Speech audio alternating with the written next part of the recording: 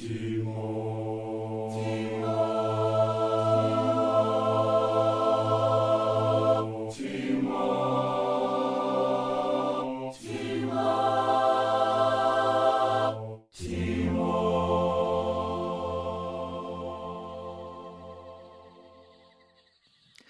there, and welcome to the Leaving Today podcast, the podcast that discusses the Disneyland Resort and the Disney IP in an enthusiastic, informative, and often humorous way. Show notes for this episode and every episode can be found on leavingtodaypodcast.com. If you're listening to us on iTunes or Stitcher Radio, please subscribe and leave a comment. Until then, thank you for listening and enjoy the show.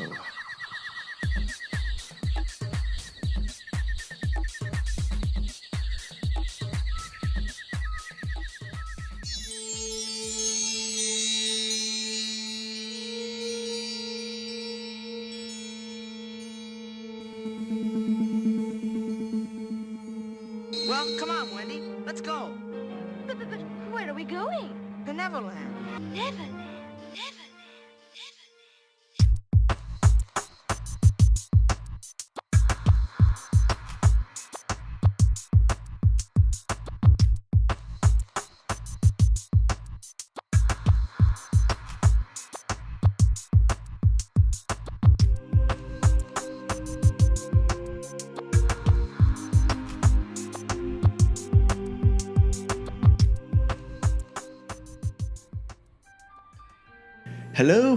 Hello, and welcome to the Leaving Today podcast, episode number 62. My name is Mark. Thank you so much for joining us. I'm one of the co-hosts here. Sitting to my left and going through her Mac right now is the game changer herself, Jess. Hello.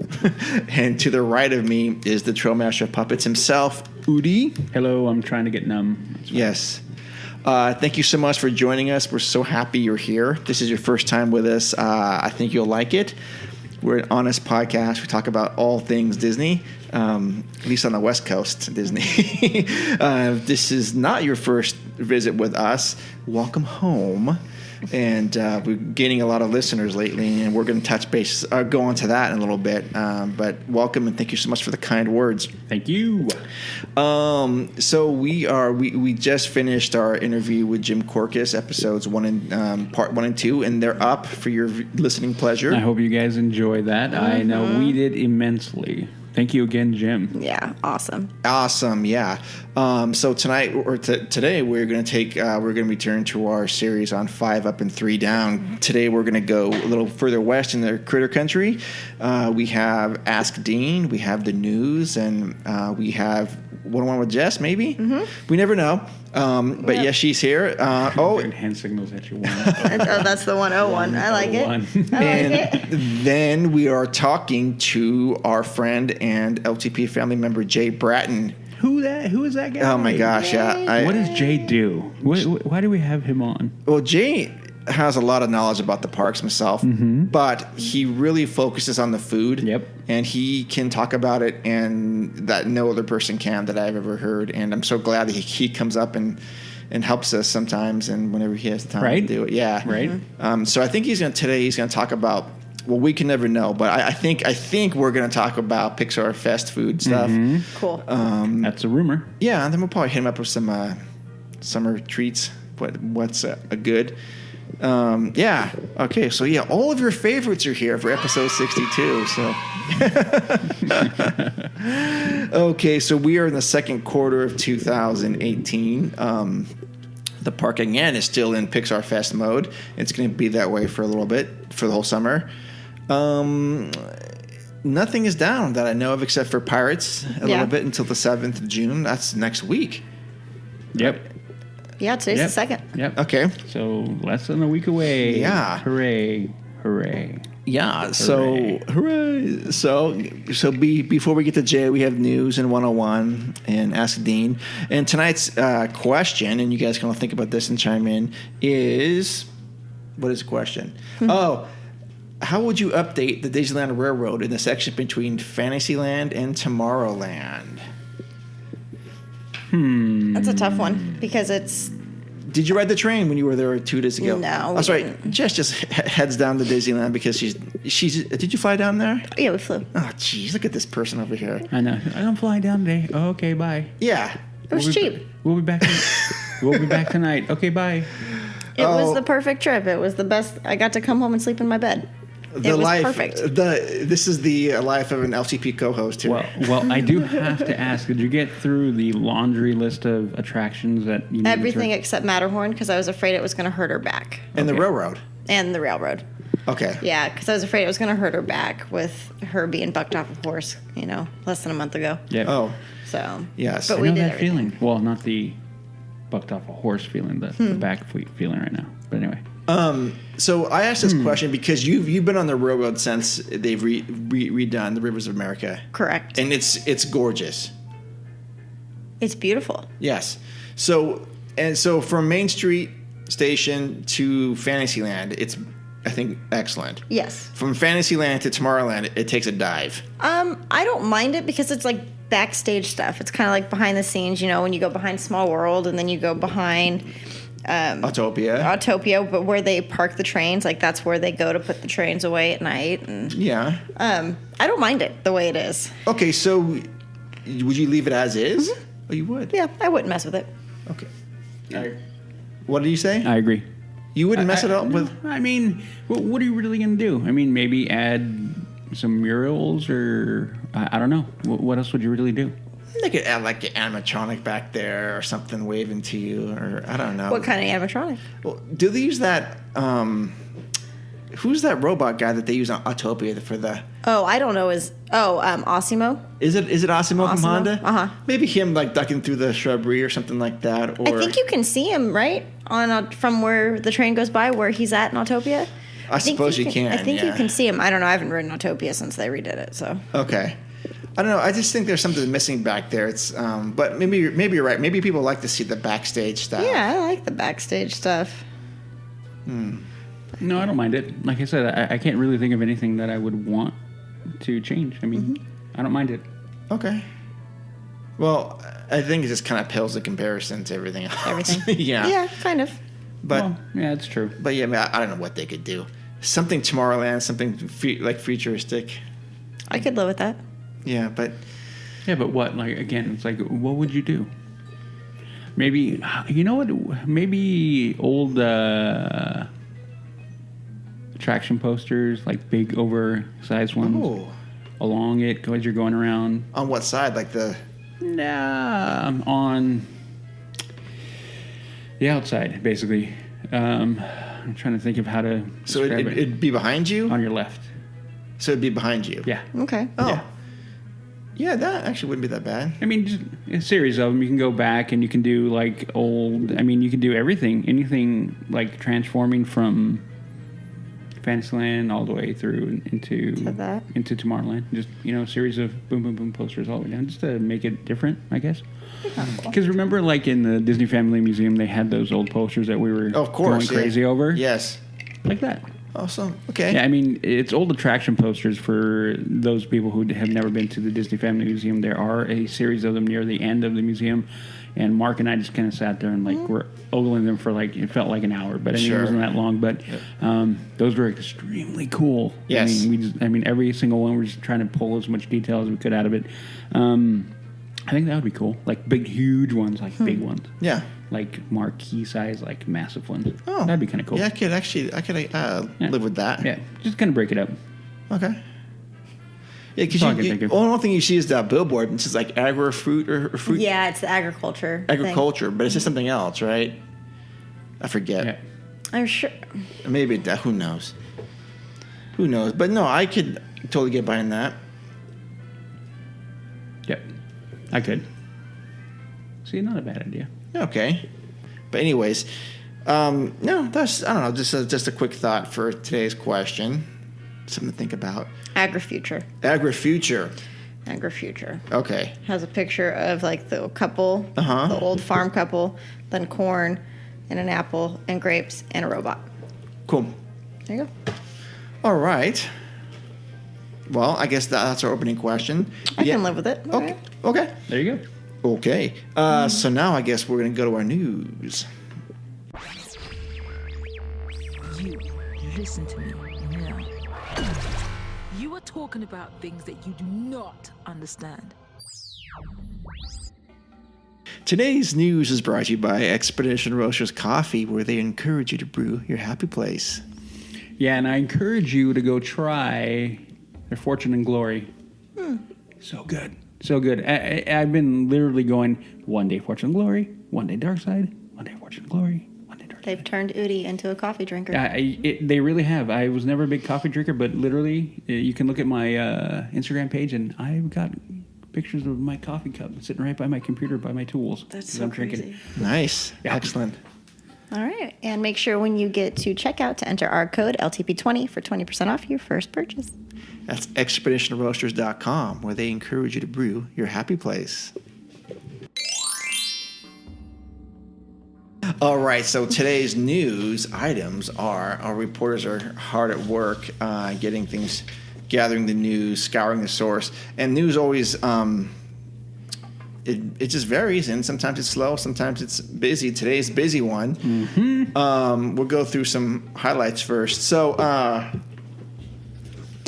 Star Wars Galaxy's Edge has a name besides Galaxy's Edge, and it was revealed just because Solo got released last week or a week and a half ago. The Black Spire Outpost. Everything is proceeding as I have foreseen. The epic amount of world building that is going into Star Wars Galaxy's Edge continues to be revealed little by little. We've known for a while that the new park will be located on a planet called Batu. Right, that's how you say it? Batu. Oh, Batu. Well, I don't want to be confused with That's those. how I say it. I say it Batu. But today, we know the main settlement on that planet where all of the action will take place is called Black Spire Outpost. Yep. Black Spire Outpost is the largest settlement on Batu, a planet that is already starting to find its way into canon and will soon be featured in Timothy Zahn's upcoming Star Wars novel Thrawn Alliances. Described as an infamous stop for traders, adventurers, smugglers traveling around the Outer Rim and wild space. The outposts sound like a perfect place to get into some Death Star-sized Star Wars shenanigans. Okay. It is also described as being off the beaten path and a haven for characters both notorious and colorful. It sounds like this place is really on the edge of the galaxy. What do you guys think about that Black Spire Outpost? Doesn't make a difference to me. Oh, I'm shocked by that, Jess. I mean, that is a... Whew, man. The eye roll wasn't big enough or heavy enough for It don't know. It doesn't do much for me. Okay. I don't hate it, don't love it. I kind of like it. I kind of like the fact that they're starting to incorporate more. I don't mind that. Some people may argue it back and forth, but I don't care. I mean, the more you can mold a universe and make it cohesive and fluid and make it easily understandable for people, the more likely it is to be accepted and kind of brought in. So with all of the fervor and back and forth that Star Wars is going on with Star Wars right now, it's going to be interesting. These next year and a half is going to be really interesting as to what happens. There are, let's just put it, there's a huge faction right now of Star Wars fans that are starting to highly, highly rebel against the direction of the franchise as a whole. So all these kind of things kind of like, I don't know if they always had this in mind. I don't know if they're trying to kind of make it, how can I put it? They're trying to make it so it's easier flow for everybody and they can try to bring in more fans or whatever. I don't know. That was me. Sorry. Oh. That's the Star Wars people listening in. They are listening. Saying, do not be talking bad about Star Wars. No, I agree with you. I don't have a problem with it. It sounds kind of ominous. It sounds kind of cool. Well, my only issue my one issue is with that is where we got the information from. And I don't want to give anything away if you haven't seen Solo yet. Oh, you have people, then if you haven't seen it now, you're not going to see it. Yeah. Or you're going to wait. But yeah, where we get that information, I hate. Okay. You remember. Of course I do. Because you hate it too. I do. I do. I mean, whatever. It's interesting. I don't have a problem with it. It doesn't make me want to go any more or any less. It's just I'm glad we have some clues now. Okay. So Next news item. Last time we did a mock order of Jess ordering me a mocha almond fudge ice cream. You're welcome. Did you happen to pick it up when you were there? No, we didn't have ice cream. Okay. We didn't, and I would have melted. I did see a picture though that you sent. Yes. Oh, of the Gibson girl? Yeah. Oh, I was like, of Yeah. what? Yeah, we were walking by, and I was like, I gotta take a picture. But it seems like ice cream is one of the things that you probably don't want to pre-order because if you go, shoot, I'm running late. I'm sure they keep it in a, like, you know how Leatherby's, when you call and do takeout? Yeah, No. but well, I don't. Do they do takeout? Yeah, there? they do. But okay, here's my thing about that, which is going to be kind of an interesting thing that we're talking about ice cream. But Did you want ice cream? When you I do want ice cream right Okay. now. It's a hot day. I may have to get some. Make your back feel better. But it will. Hopefully, it will. But if they put it in a different temperature cooler, it will affect the consistency of the ice cream. Oh. So that is kind of the problem. So I can't give you the exact number. Like you should have it X amount of degrees, because if you do something and it gets too cold, it gets harder as opposed to softer, and then you can obviously get it too soft where it's like melting, and then so you have to keep it at a good certain temperature. That's why if you ever look at there, they have their nice guarded, coolers and whatnot, and they keep it at a very consistent temperature, so you have that right amount of cold and soft without being too hard. So if they put it in something that's colder, it's going to harden up the ice cream, and then it's going to affect how it tastes and how much you enjoy it. So Okay. there you go. Okay. So if they do it right, which I would hope they do, then it would be fine. But yeah, I see your point. Like if they don't put in something that's too cold or too hot, it will affect how it is. Okay. Well, I just wanted to do an update on that. Mobile ordering has rolled out to 14 restaurants in both parks, and at this time is limited only to Disneyland annual pass holders. What? We will get to annual pass holders in a minute. But God, they're good people. Yes, they are. Here are the 14. Until they want to break all the rules. Here are the Here are the 14 restaurants. We're gonna start with Disneyland first. Bengal Barbecue, Gibson Girl Ice Cream Parlor. That's shocking. Galactic Grill, Hungry Bear Restaurant, Jolly Holiday Bakery Cafe, and Red Rose Tavern. Oh, cool. Absolutely. Okay, now DCA, Disney California Adventure to you guys. Award winners, Clarabelle's Hand Scooped Ice Cream, Cucina Cucamonga, Mexican Grill, Corn Dog Castle, Flo's V8 Cafe, Lucky Fortune Cookery, Paradise Garden Grill, and Smoke Jumpers Grill. That's a healthy plethora of places you can get. It really is. Yeah. Isn't Flo's? Can't you get ribs at Flo's or? You know what? Why don't you ask Jay about that? Okay, I will. He will tell you about the ribs. I think they had them. They used to be at the Smoke Jumpers. What was that before? Taste Pilots or something, right? Yeah. Okay. And yeah. I know it was I haven't had. over there. I've used to have the ribs there. Oh, so you asked Jay today. And I say, will. hey, Jay, what do you If get? I ribs? remember. Okay. Next news item, Path of the Jedi closed. Star Wars Path of the Jedi closed on May 28th, and Disney announced that the Tomorrowland Theater will be used for a preview of Marvel's Ant-Man and the Wasp from June 8th to July 15th. No word whether Star Wars Path of the Jedi will be open after the trailer, or if the Tomorrowland Theater will continue to host movie previews. I am pumped about that movie. Ant-Man and Wasp. It actually, I enjoyed. It doesn't look bad, but No. the first one was. You didn't like the first one? Yeah. Are you pumped? I really enjoyed No. it. I was going to win him. How did you not pick it up on her sarcasm? Well, I just want to make sure because she may have turned a corner with the Marvel stuff. I don't know. No. Yeah, no. Okay, yeah, no. That's a hard pass. That was a wishful thinking. I'm going to drag you into it. No, I won't. I wouldn't do that because by the time we go, it's going to be gone. This Tomorrowland Theater wasted space for me right now. It really, really is. It's been struggling for, Honey, I Shrunk the Audience. The audience. And then, since Captain EO has been gone, which, I don't know. I liked that show and hated that show. Captain EO. I liked it and hated it all at the same time. I'd rather see them do something else with that. Well, no, and Path of the Jedi was fantastic, but that being said, it is kind of like... It's redundant. Mm-hmm. It's redundant. And as great as that show is. Yes. I really love it, but yeah. But when Galaxy's Edge opens up, there's no need for any of that stuff. Nope. We've had the discussion with that, and yeah. Okay. So we will talk about what's going to go there at some point, but not today. But we'll think about something. I don't know. That's a lot of real estate right there. That is huge tracts of land right there. Huge, a lot of it going on right there. Could they put Astro Orbiter over there? Oh, that is the top is No, because it would. No. It'd be too close to Space Mountain. Space, yeah. Okay. Yeah. It's right there. Oh, okay. Even though thematically, I mean, that would be kind of cool. It would be, but it's tight. not. Yeah, it's too tight. Okay. Next item, Downtown Disney updates. This may be the final week of operations for 2 Downtown Disney businesses as preparations continue for a massive renovation that will bring a new hotel complex to the west side of the resort. Haagen-Dazs is expected to close this Thursday. That's later for you guys. So Thursday, May 31st.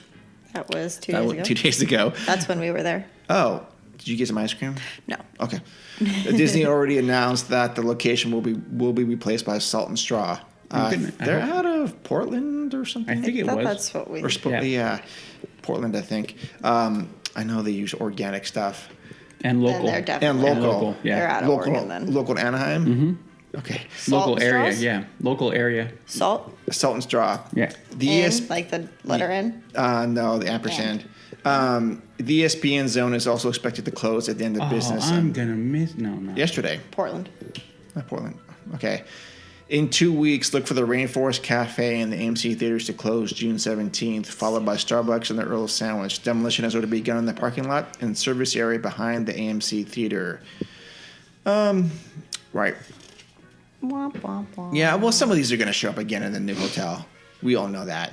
There's no lack of ice cream at Disneyland Resort. ESPN Zone always seemed like an odd choice for that thing. Yeah, they got weird flavors. At ESPN Zone? No, it's Oh. ice cream place. No, honestly, when ESPN Zone went in, I thought it was fine. I mean, it kind of made sense because of the whole conglomerate thing, and Yeah. and the ESPN Zones when they first came out were very cool because it was kind of an original idea. But now so many people have adopted that and do it better. Yeah. Yeah, Okay. Dave and Buster's. There's one right Dave there. Buster's, they do it well. They do it way better. Yeah. Okay. Can we talk about their flavors for a second? Oh, 'Cause sure. This doesn't get me excited Salt that and they're straw? coming. Yeah. Let's go on a Yes, okay. I'm sorry. Can we do that for a Yeah, second? go for it. So they have different flavors, different locations. Okay. So San Francisco, they have a roasted strawberry coconut, a sea salt with caramel ribbons, double fold vanilla, freckled wood black chocolate. How would you know if it was double folded or not? I'm not sure, but I'd make sure it was. Yeah, Yeah, I'm I'm saying like- this does not taste double folded. Yeah, like single single fold. fold. The Single fold. aeration in it is not enough for a double. This was Yeah. a single fold. I know you single folded it. Put it back and do it again. No. They have roasted strawberry tres leches. That would be 3 milk, so it's basically kind of a caramelized. So very good, yummy. Look at you. Very good. Ice cream master. How do you know that? Spanish. If you haven't picked up on it, I like ice cream. Okay. Berkeley Olive Grove olive oil. No, That's an ice cream That's flavor? an ice cream flavor. and I understand why, but No. How about a salted malted chocolate chip cookie dough? that would I'd be eat very that. good. I'll try that. Yep. Sight glass coffee and single origin dandelion chocolate. Okay, that would actually probably be pretty good if you understand dandelion. It's pretty good. What I clearly I don't understand that. I don't understand dandelion, so It's an edible, and when you eat it, it adds a little bit different flavor to it. It's not bad. It's not How bad. about a honey lavender? Nope. Nope, I don't like lavender. I don't It's like too strong. lavender. It's too strong. It It does overtakes. calm me down though, dude. It does. Well, maybe I need some. Yes. How about a chocolate gooey brownie? Yep. Sure, I'll done. try that. In there. Almond brittle with salted, is it ganache? Ganache. Yeah. Oh, I'll try that. Yeah, that would be good, right? If So you know those what a are the San ganache is. Francisco ones. They don't have like mint chocolate chip? No. Sorry, Mark, you are out of luck. No milk almond fudge? No, but how about we go to the Los Angeles one and have Okay. a black olive brittle and goat cheese? What? That does not. Okay, I don't like goat cheese. I love goat cheese, but if I you wouldn't eat no. that. If you think about it, it's probably pretty good because it's going to give you a kind of a sweet, salty kind of thing. That could actually be good. I would try that one. That would Okay. actually be very interesting. How about a coffee and bourbon? Yep. All over that. I think I have a coffee that has bourbon How about in a it. pear and blue cheese? No, I do not like blue cheese. Blue But cheese? it would be Blue good. cheese? That would be a I good think flavor so. for ice cream. I can see why they'd pair it. I got it. They have another olive oil one, different No, one. the olive oil one. So it's it'll be interesting to see what they have there. Like you can't take your kids to weird flavors like that. I mean, chocolate and strawberry will be okay. well, okay. So what is? Oh, they're in San Diego too. No. So my question is, it's like it's going to be local. So clearly, when you're reading that, it's going to be things that are supposed to be in the general vicinity. What is Anaheim? What was there? What were the fields there before Orange. they built? Orange. There you go. But you don't have orange ice cream. Why not? Maybe orange flavor. Orange sherbet. Orange sherbet. Oh, I mean, who there you knows? Who knows? I'm curious now. How about a raspberry ginger beer? Ooh, I'm there. Mark? go. I'm not a fan of ginger. I don't Beer? like ginger. A ginger ale is good when you're nauseous. I like ginger ale, but I don't like ginger beer. It may actually be okay. How about a strawberry honey balsamic with black pepper? The black pepper would probably be overkill if it's too much. That is a delicate balance. When you is this have to place strike. open? We talking? It's the summer. This summer. Ah, How about a Beecher's Interesting. cheese with peppercorn toffee? nope, No. nope. So, yeah, pass. interesting flavors. Hard Maybe- pass on that one. Orange salmon. I want to hear what you guys think about those flavors, Yes. our listeners. Yeah. Yes. Did you say salmon? I did. Or tuna. Le- Tuna. lemon salmon asparagus ice cream. Lemon tuna. Lemon tuna. Callie, I she'd would like that. I would do something like Jalisco or Jalisco. Who's that? but tahini flavored. Oh, I've never had this tahini. Something you've never had. We still have not had Oh, tahini. You have not had. I've had tahini. I know what tahini is. That's why I understand tahini. I used to have. Okay, back in the day, there was a totally off tangent. Some more. There was a small lollipop. It was a hard candy. Then it had kind of a. I remember that. It was Never covered had it, but- covered in tahini. What was it called? I forgot what it's called. It was a Mexican candy, and it's a hard candy that you had tahini cover, and you have to suck on it through the tahini to literally get to the core. So once you got to the core of the candy, you got tahini and the sweet. So it was really good. And I Okay. used to eat those like they're going that style. But I can't remember what they're I called. can't think of the name. Okay. All right. Well, Anyways, that's a little diverse. Tangent run. Yeah, that's okay. Ice cream's always a good topic.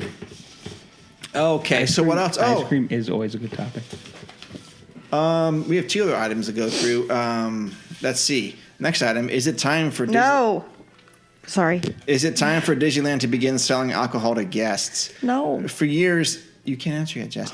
For years, the answer to that question seemed affirm never. Outside of the Club 33, hidden above the New Orleans Square, and only open to members and their guests. I never knew there was a hidden club inside. There's a club there? Yeah. Oh, no They way. serve alcohol to elitists. That must be a huge secret. It must be. It must be. I've never heard of it. Neither have I. You see, Disney's original theme park has never sold beer, wine, or liquor to the public. That policy extended for decades to other Magic Kingdom parks in Orlando and Tokyo before Disney caved in and started selling wine when it opened to Disneyland Paris in 1992. Different culture. It makes Different- sense. Different culture in Yes. Paris. Yeah. Public alcohol sales came to a Disneyland Resort theme park when Disney California Adventure opened in 2001, so it's not like you can't find a drink at Disneyland these days if you really want one. But the original park remains as dry as an Anaheim summer. Yet changes at Walt Disney World in Florida are leading some Disney fans to wonder if the booze might be one day starting to flow at Disneyland. So when might Disneyland start selling alcohol? Well, it's already promised at a Cantina restaurant in the Star Wars Galaxy's Edge land that opens in the park next year. Slip some galactic grog on the menu there, and I'll bet that the cheers from Star Wars fans will drown out any complaints from Disneyland traditionalists. I really doubt that. Okay. I expect to be well paid. I'm in it for the money. It's a matter of time, but it's really going to depend on what the money is. Because really, the bottom line is they don't want to enhance the guest experience for this. They just want the money from alcohol. And Well, there's I always- mean, there's no reason. There's zero reason to put it into Disneyland. There's no reason. no, Can there I isn't. hate Galaxy's Edge more if that's where it's going to start? I don't fault you. Okay. No, I don't Okay. fault you either. I don't fault you at all. And it's like I'm not like a prude about it. I just don't think it fits the theme. It doesn't. No. Thematically, not. I mean, We're not a goddamn state fair. Excuse me. No, we're not. Yep. We don't have fried Snickers bars, do yeah, we? fried Snickers. Why not? Let's do that and too. Twinkies. No, I mean realistically, I think that it shouldn't go in. It should never go in. There's no need for it to go in. Thematically, doesn't meet up with anything. I mean, Right. You look at DCA, sure, why not? I mean, it was different. New park. I mean, you could go with the whole kind of West Coast theming and Different go with vibe. the wine, different vibe. Different vibe. And we did talk about that a little bit with Jim last episode about why the vibe's different, but it still remains the truth that the vibe's different. It is. They really need to not do that. I mean, everyone knows I don't mind a good drink like anyone else. In fact, as we do, Udi literally has 2 bottles that he's drinking out of. Does he or does he not? Jazz? Yep, do. there's 2. Yeah. One is now empty. So there obviously I have it isn't water, kids. Yeah. And so I obviously have no issue with drinking alcohol as long as you do it responsibly. Must do it responsibly. Sure. But there's no need there. There's no need for the park. And I agree with Walt's original thought is it can serve as a distraction and it's really not necessary and can alter what is going on. And I agree. Right. There should be enough going on. I know walking through that park, I don't need a beer. I don't need a glass of wine. I don't need a shot of anything to make me enjoy that more. Right. In DCA fits, you can sit back at the pier, whatever, have a beer. Okay, sure, that fits. Everything in there is fine. Or a glass of wine. Fits perfectly. Mm-hmm. You tell me where sitting down having a beer fits. It doesn't. Maybe, I mean, if you went to Golden Horseshoe, let me throw up a shot of whiskey. But no, even inside there, it doesn't even matter. It doesn't matter. It doesn't have the feel. Yeah, and so you're not going to do it in Fantasyland? Tomorrowland? No. Nope. Cartoonland or whatever. Toontown? Toontown. There we go. I forgot the name of it. I'd so forgotten. It doesn't fit. No, it's stupid. It doesn't matter. It irritates me. Yeah. So why don't you like it, Jess? I think it doesn't belong there. Okay. It doesn't have any. You don't need it. You don't need it. And I don't want those like drunk, ignorant people in my park. Okay. Stay in DCA. Go ride. Go to Marvel Land. So you say it's fine in DCA? Yeah, because it's not the same feel. Oh no. Okay. All right. It's not the same feel. Walt's not there. Yeah. Right. I mean, I when they say, well, they already have it at DCA and downtown Disney, not an argument. Then you can just go there and get it. I mean, this isn't like Florida where you got to take a shuttle to go from a park. You can literally walk out of the front gate of Disneyland and get to DCA in 2 minutes. Easy. I could be in Toontown and have a drink in my hand within 15 minutes if I really, really want one. Oh, of course. I can walk out and have it within my hand in 15 minutes. Yep. It's not a big deal to walk out and go get a drink. Not at all. No. But I really hope that Galaxy's Edge does not have it. And there might be more of a revolt if that happens. And honestly, as for everything, I hope they don't do that. But right now, with everything that's going on, I'm not going to be surprised, and it'll just irritate me. I'm like, why would you take something? Again, alcohol does not play a role in Star Wars. It doesn't. No. It plays more of a role in Pirates of the Caribbean with rum. With rum. Yeah. Than in Star Wars. You never once. I mean, you go to the cantina. There's cantina scenes, but you don't see people getting hammered or getting drunk. It's more about the atmosphere. You can do that without having alcohol in there. Right. Serve the blue milk all you want. Most people, honestly, are going to go like, there's a beer right there, or I can get blue milk. I'm in Star Wars. I'm in Galaxy's Edge. What am I going to want? Blue milk. Yeah. 9 out of 10 Star Wars fans, in my personal opinion, are going to want the blue milk over a beer. Yeah. And I know I'm one. The whole beer thing, I just hope it doesn't happen there. It frustrates me so much. Okay, well, we shall see. All right, so the next item is... Well, you guys can chime in and see what you guys think about that, too. Yes, I'd like to hear other people's opinions. And if we're wrong, please let us know. I'm not wrong, but there's no right or wrong answer. I just wanted to know why, if you think it is. I was going to tell you right now, I am not wrong. Yeah. And actually, I'm jumping on with Jess. There is a wrong answer. There is. There is. And the answer is sure, it can be there, no problem. That's a wrong answer. Okay. I will disown you. Love you all. Kisses. Okay, so the next news item, which isn't on the list, is so there's been a major change to the Disneyland Passport annual passport holder program, and we saw this coming. Wait, Disneyland sells annual passes? They do. Okay, you're not good at starting it. Mark is much better at starting it. I know. But see, I caught him. He couldn't have a response. It's like, wait, I'm supposed to do that. Yeah, because everyone knows you're an AP holder, okay? You are. Everybody knows Am I? that. Yes. Or you were. Take my money. No. Oh, no, you will. This will be my last year. No, if they're going to keep going it will up, not be I last can't year. afford it. You can. No. All right, do you want to do a side bet on whether or not? Yeah, let's do a side bet. This will be the last year I do. If they raise the price any more than Okay, the so $1,149 I've paid.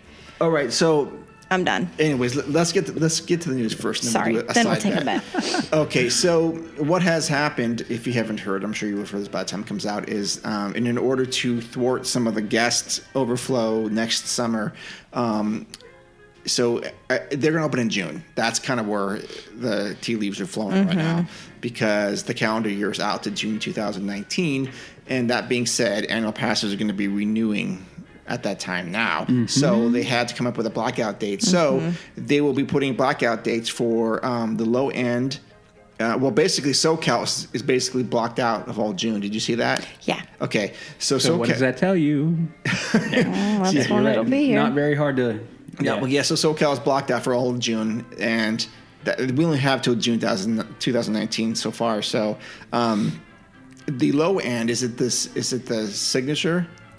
Yes. Okay, so that's the low end is $749, and that has, of course, all the Saturdays are out in the summer, but through June it's mostly Fridays, Saturdays, and Sundays are blacked out. The middle one has no changes yet, and the high end will have no changes. But I think more dates will be coming out for that middle one. There's a $1,000 one, right? That's mine. And then there's one that's more than that. Okay, so the one that's top level will have no blackout dates. Correct. I was looking into those blackout dates. They will not have them. But the middle one, when I saw, has no blackout dates. Mine either. doesn't. I wouldn't be surprised if they try to push people into the high one with no... Oh, they will. Yeah, they totally will. That's their game plan. Yeah. But I suspect that middle one will have some blackout dates in June. Probably. Pull it up and see. I would not be surprised that everyone that's an AP holder is going to be blacked out in June except for the high end. And Yes. then that pretty much labels when Galaxy Edge is going to open. It's going to be June. Of course, yeah. So what do you guys think about this? I don't mind it as a whole. Doesn't bother me. I don't think so. I think it makes sense because of that. I mean, we've had that conversation many a time that is kind of the problem with overcrowding. Like those people who just like, oh, I've got an AP, so I'm just going to go in there and kind of, for whatever, like be there for an hour or two, and they kind of just clog up what's going on. Sure. So, and they go, God, we're so crowded. Yeah, and then they get kind of snooty about it, and they get angry about it, and you're like, really? But you get that you're helping the issue. Oh, no, they don't get that. They don't. Unfortunately, they have to understand that a lot of people pay a lot more than they are to get in there. And so I'm not trying to say, one person deserves to be there over another. It's my park, Udi. Yeah, I know. They just understand what's going on. Like, I don't care if you feel the way you want to feel, but understand, like, what's going on and what part you're playing into the whole scheme of the thing. That's what the problem, unfortunately, I think happens. A lot of people forget. They play a role. Of course they do. Of course they do. But those blackout dates are just for Disneyland. If you can't go to Disneyland, you can always go to DCA. There you go. But I don't know. I think they need to recalibrate the price structure. If I they're can going only see it until March. Okay. If they're gonna, and I think this is a step in the right direction. I've been saying this since episode 2. Is that they need to restrict access to the park because nobody needs to go 50 times a year. No, and I agree with that. They could restrict it a little bit. And they should. Yeah, there's no problem. That's why I saw it. I was like, okay, makes sense. No big deal. But if you were going to have fewer dates available, then they can't be keeping it at $749. That's not That's a fair the price. thing. They need to lower the price. Yeah, they need to lower the price or get rid of one of the three. Well, it's either that or they keep it right now and then they don't raise it for at least another 2 or 3 years. Let it sit where it is. I mean, because everyone's at where you're at. And I agree, that you should, but at the bare minimum, they shouldn't raise it again. I could live with them not raising it. Yeah. Okay. Still high, don't get me wrong. Yeah. So it makes more sense, I guess, on a customer service point of view. Right. To reduce the cost, but we know they're not going to do that. Okay. So let's keep it there. Mm-hmm. And you're going to, if you want more, then you're going to pay more. But if this is what you're going to get for what you're paying for now, I mean that my personal opinion, that will drive the way I think about it. Is it would drive more people into a higher one. It's like, oh man, I already have this one. I'm very used to. If they're that hard up and they really want to go, and they're very used to going, and they don't like the limitation. Well, here's your option: pay another $100 or whatever, $120, $200, $300, whatever it is. That will be nothing for it. And so they're like, okay, fine. That's the way I think about it. Yeah.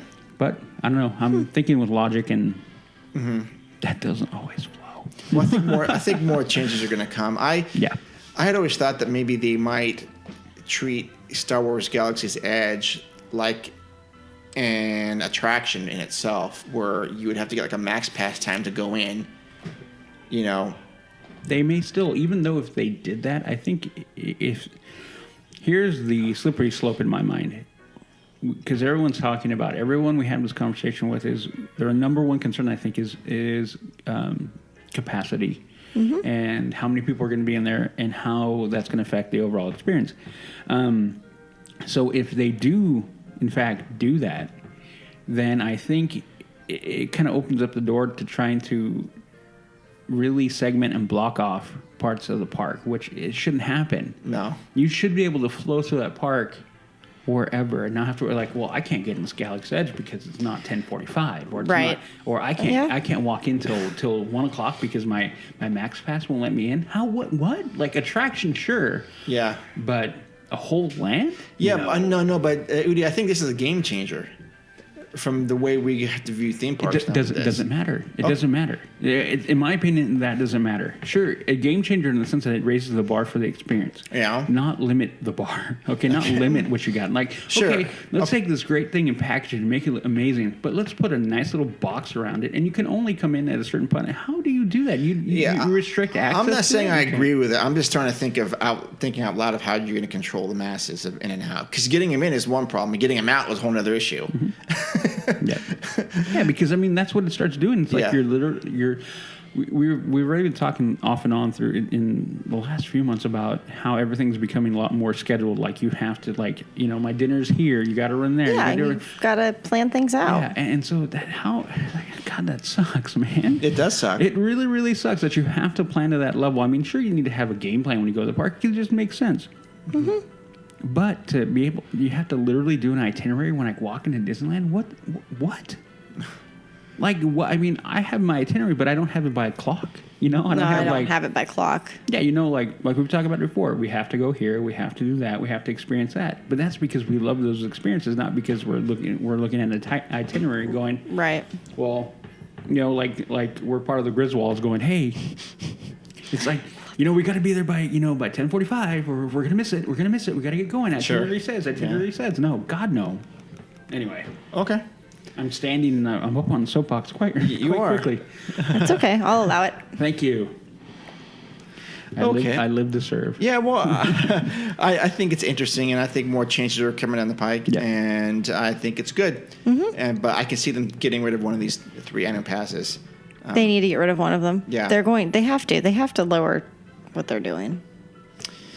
They're never going to lower. They're never going to lower. They have to downsize. Is that a better word? Okay. Downsize. Yeah. Okay. They're never going to lower costs. They're just going to downsize what you get. Mm-hmm.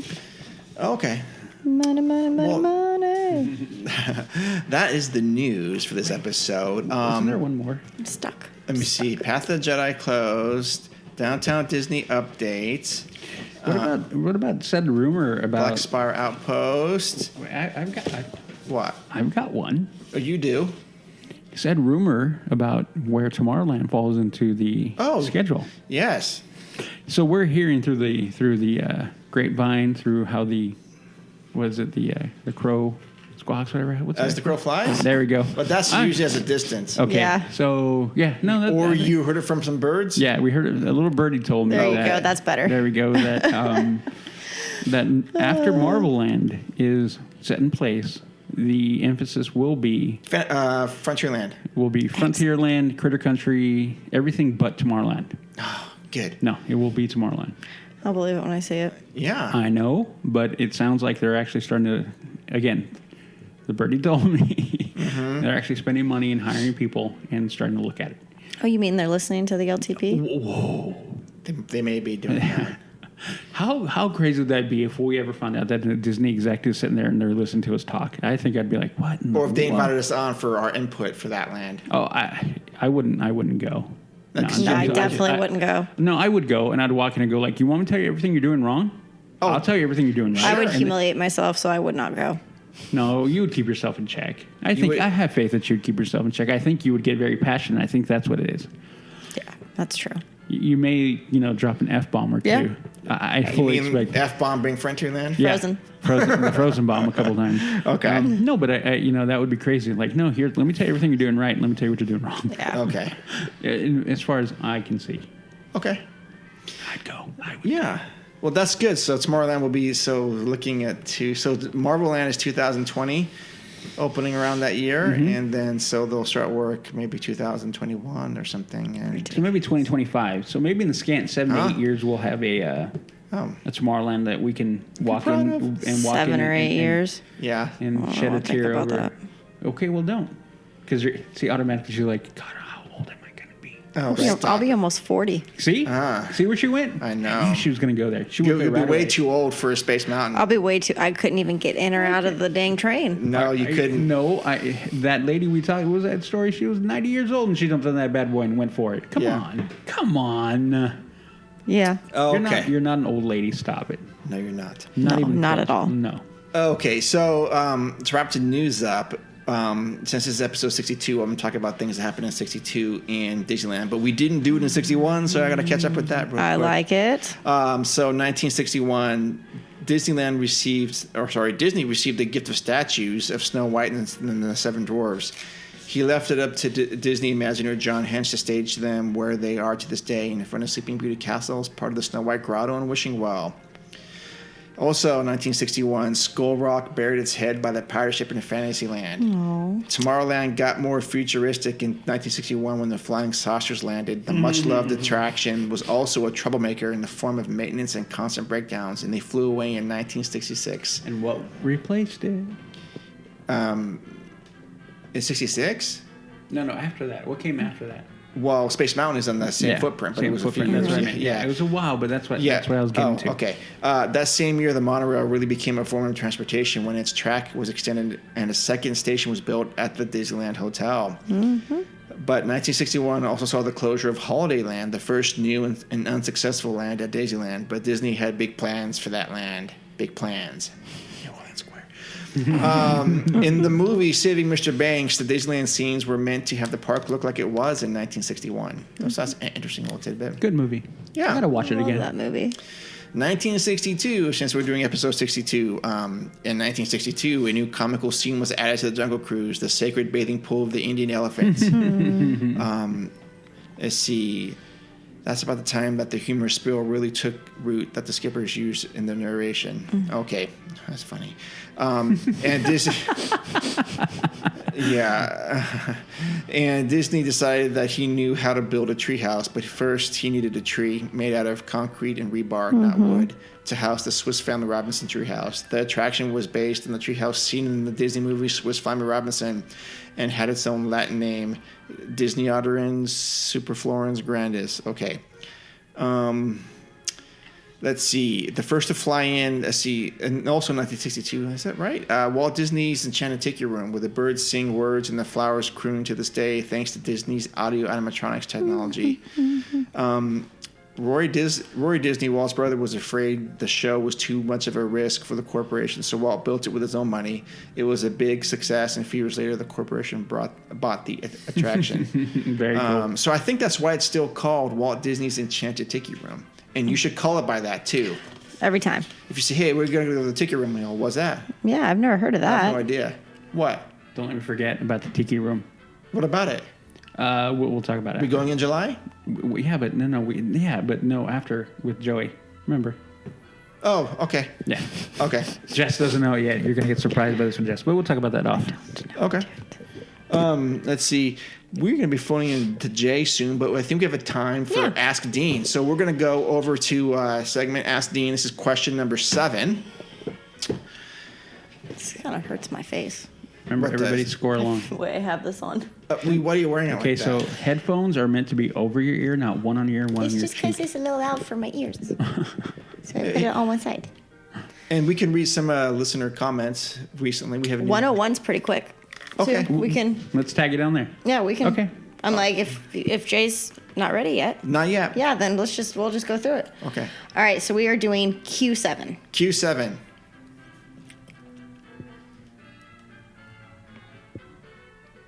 Question number 7. This attraction's outside was built and visible in 1963, but did not officially open until 1969. What was it? A. Space Mountain. B. The Haunted Mansion. C. Alice in Wonderland. or D, Splash Mountain? I'll pause it before my music takes over because it has a tendency to do that. I don't think he's going to get this right. I don't either. What, do you guys know what the answer is? Absolutely not. You don't know? I'm going to venture. Wait, what year was it again? 69. Yeah. The outside was visible for 6 years. Mountain? You think it's Splash Mountain? No. No. I know. I think I know what it is. Is it haunted? That's what I'm thinking. That I'm going with haunted. It is, yeah. Okay. But I don't think he's going to get it right. Yeah. Okay, so both say he's going to miss it. Okay. I'd have to say D. Splash Mountain? Oh my You are God, not this correct. The Haunted Mansion is the only logical answer for that. Well, Logical answer. That was mean. Okay. because they built the building on top, and they excavated underground for all the rest of the ride. Right. Yes. So That's he knew right. the answer, but he didn't know Okay. the answer. Yes. Okay. So once you told him, he's like, okay, that makes sense because you have to dig underneath. Okay. Yeah, he got it after that. yeah. So you guys were right. He did miss that one. So what are we up to now? How many points? I don't even know. Are you? I don't That was know. question 7. I think you're still ahead by 1. I am. You're I ahead keep by on one. trying to get ahead of you by more than You're one. not going to. I Yeah. won't let that happen. Okay, we'll find that. Okay, everybody, make sure you're scoring along. Yeah, Oh. can you guys keep score? Because we obviously cannot. Someone needs to tell me. But Yeah, no, keep right? it for yourself. Let's say, like I said, let us know when we're done with this. I kind of want to see how correct, and I'm counting on. Oh everyone gosh, being yeah, honest. we're gonna. counting on We're everyone gonna get being it. honest. Yeah. Do you want to read the listener review, or do you want to do 101? Can we do both? I think we can do both. So now let's go over to our favorite segment. It's 101 with Jess. Yay! Cue fake cheering. To all who come to this happy place, welcome.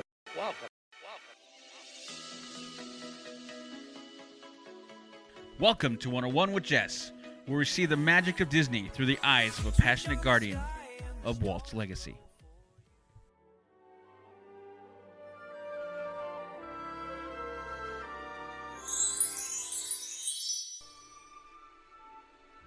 Hush.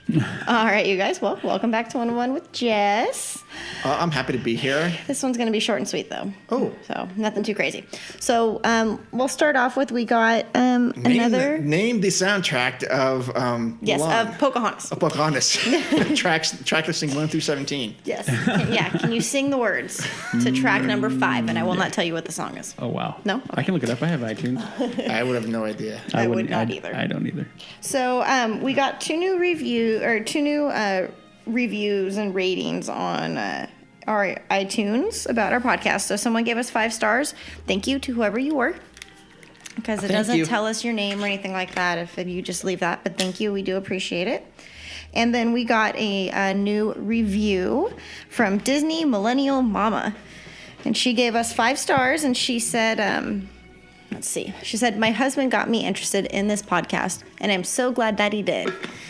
It is wonderful to hear from some fellow Northern Californians about our favorite place, Disneyland. I really enjoy the diverse opinions in this group." Parentheses, Jess, I'm with you on Star Wars. Each time I listen to the podcast, I get swept back into the park, and I absolutely love it. Thank you guys for making my commute feel like I am riding on the Disneyland Railroad with a churro in one hand and a pair of Mickey ears on my head and a smile on my face, just taking the whole park in. That is awesome to hear. It's a great review. Man, It's neat. yeah, it's amazing. Thank you very much. Every time we get one of these, it reinforces that, and I think we talked about it through our text, like as I've said many times, we talk at least every other day, if not every day, in some small form or another. Yes, we do. And so I just kept on saying it. It's like we're doing something right, and everything we're doing is as you guys are picking up, you guys are just reinforcing that we're doing what we wanted to, which is we want to make you guys feel exactly that. Yeah. Yep. So I'm glad that you feel that way. Thank you for the wonderful review. I don't have words. I'm out of words. I've been saying it forever. You guys are amazing. You guys are amazing. Yeah. We do it for you guys, and I thank you. Thank you. Yeah, we love it. So thank you so much. That was a really neat one. I stumbled across that one yesterday. So thank you very much. Yeah, I want to echo their sentiments on that too. one of the reoccurring themes that I hear is that it's like we are sitting around with a bunch of friends talking about the park, which is what we're doing. But I want to take it a little step further. Is that it's like let's say you go to the park and you spend the whole day with your friends or family. Then at the end you're having dinner at Carnation or drinks at Trader Sam's or something, and you're just kind of sitting around discussing your day's adventures and, hey, that thing was cool, that thing was fun, I hated that line there, or I didn't like that thing there. That's kind of what it is with us. We're just sitting around talking about things that either get us upset or happy about the park. And that's, if it feels like it's a welcoming and familiar conversation, then that's great. That's exactly what this shit is, right? So, Awesome. Yeah, well, thank you again. Yeah, no, amazing. Thank you guys so much. Just I'm gonna go. I'm currently right now just like dealing with my back, and I'm like in a ton of pain. But it's like I'm not gonna not come and do this. And this is one of the reasons I'm not trying to be like, oh, look how great I am. This is why I'm going to get up. I'm going to go do it because I want to do this. I want to be here. I want to be doing this for people. And then, reading a review like that goes, this is worth it. This is worth our time, our energy, our effort. And I'm so glad you guys like it. I'm so glad you guys like it. Yeah. So, all right. Thank you again. All right. So, as usual, we go ahead and do our This Day in Disney History. So, which would be June 3rd is today. I said it was the 2nd earlier, I think. June 3rd, 1958. So Disneyland's sailing ship Columbia is officially christened on the rivers of America. Oh. Yeah, Joel Fowler, he's a Disneyland construction supervisor and a former naval admiral, is on hand dressed as a sailing captain of the 1700s with the Mouseketeers appearing as his crew. The attraction will officially open 10 days later. Yeah, so if you guys go to the park and you ever hear that Fowler's Harbor, that's why. It's called that. So that is ours. So then, all right. Are you guys ready? It's just short and sweet. Okay, because, yes. Is he ready? He'll be on in a couple minutes. Oh, cool. Yeah, we got plenty of time. Okay. All right. So we are going to play just a quick game of 2 truths and a lie. Okay. Only 3 questions. Okay. So nothing too crazy. You guys ready? Yes. All right. So the first set of truths and a lie. Number 1. During our introduction with Jim Korkis, he used 3 different Disney character voices to say hello. Mickey, Donald, and Goofy. That's the first one. Number 2. In an iTunes review from listener Aaron, he said that he enjoyed every episode, even 1 through 4. Or, the third, the most liked photo on the LTP Instagram is the picture of my brand new MacBook. So, the lie is the first one. The lie is the first one. What voices did he use? He used Mickey and Goofy. And Goofy. And Goofy. That was it. I think those 2? Yeah. Yeah. Correct. Yeah, he used Mickey and Goofy. And then the picture on Instagram is the picture of my MacBook. Yeah, that one. 926 photos. 926 likes. Yeah. That went crazy. Wow. All right, yeah. Number 2. Number 2. We first met Jay in episode 26, Disneyland Food with Jae Brattain. 26. Number 2, my favorite episode, which would be episode number 4, The Importance of Frontierland. That episode ran for an hour and 15 minutes. Or the third one, episode 32, we talked about Space Mountain turning 40. Why I think number 2 is a lie, because that's not your favorite episode. Well, yeah, it's not your favorite episode, and I you're think saying it was shorter. Was it shorter? I want to say it was like maybe... Wait, what did you say? It was an hour and something? Hour and 15 minutes. I thought it was like 45 minutes long. I could at least talk another like an hour and 20 minutes. Oh, I know you can. Yeah. Huh. I'm going to go with number 2, though, because it's not your favorite episode. Number 2. Unless you're being sarcastic about your favorite, quote-unquote. But hey, really, 20... But wait a minute, 26 was when you first met Jay? Maybe. That was 40, almost 40 episodes ago. Huh. Wow. But I can cheat, but I'm not going to. No, I think number 2 is the lie. You're wrong. What? It isn't your favorite episode? No, it's sarcasm. He said it. He called it. Gosh. Okay. The third one is the lie. It was actually episode 34 that Space Mountain turned 40, not episode 32. Okay. Always with those freaking number ones. You guys should know these things. I by know. now. That's why I'm trying to pick out which one. That's why I went with number 2, because I'm thinking, okay, it was a shorter episode than an hour and something. All right. Last question. First one. In a review from listener Amber, she said, the banter between the hosts is fun, although I don't always agree with their opinions. I am stoked for the redhead transformation. Hashtag sorry not sorry, and think the general outcry against it is hilarious. I respect that each person stands by their convictions. Number 2. That one's true. Shannon got her nickname 13 because she was the 13th follower on Facebook. That is... Wait. Or C, we have 88 likes on the LTP Facebook page. Well, I don't ever look at the Facebook. Yeah, see, the Facebook is not fair. But that's But okay. I'm pretty sure Shannon got 13 Hey, because... but our listeners know what our Facebook is like. So I'm going to say Shannon got her nickname because she was 13 on Instagram, On Instagram. not on Facebook. Not on Facebook? That's my guess, too. Yeah. You are correct. Okay. We do have 88 likes on Facebook. We need more. Yeah, we need need at least 90. Instagram's like way out there. Instagram, I think we're at 479. Oh, wow. I think. You want my personal opinion? I'm just going to go off on this real quick tangent. I think Instagram's a better way to go than Facebook. Just me. I think Facebook is... What about MySpace? MySpace. You guys are ridiculous. How many people even remember MySpace? I barely do. I never got a... Yeah, no. So, yep. Okay. Well, that's all. That's all I have. But it was just short and sweet because I know that we've got a lot to cram in this week or this episode. So, yeah. Hey, so you guys should chime in. If these podcasts are too long, let me know. We can reduce them, but I probably won't. No, we can try. We can try. Okay, I'm just going to go on this real quick. We've had this discussion before. We've quote unquote tried to make them shorter. It never works out. There's just so much goodness to go through. Just keep on talking, man. We just can't. I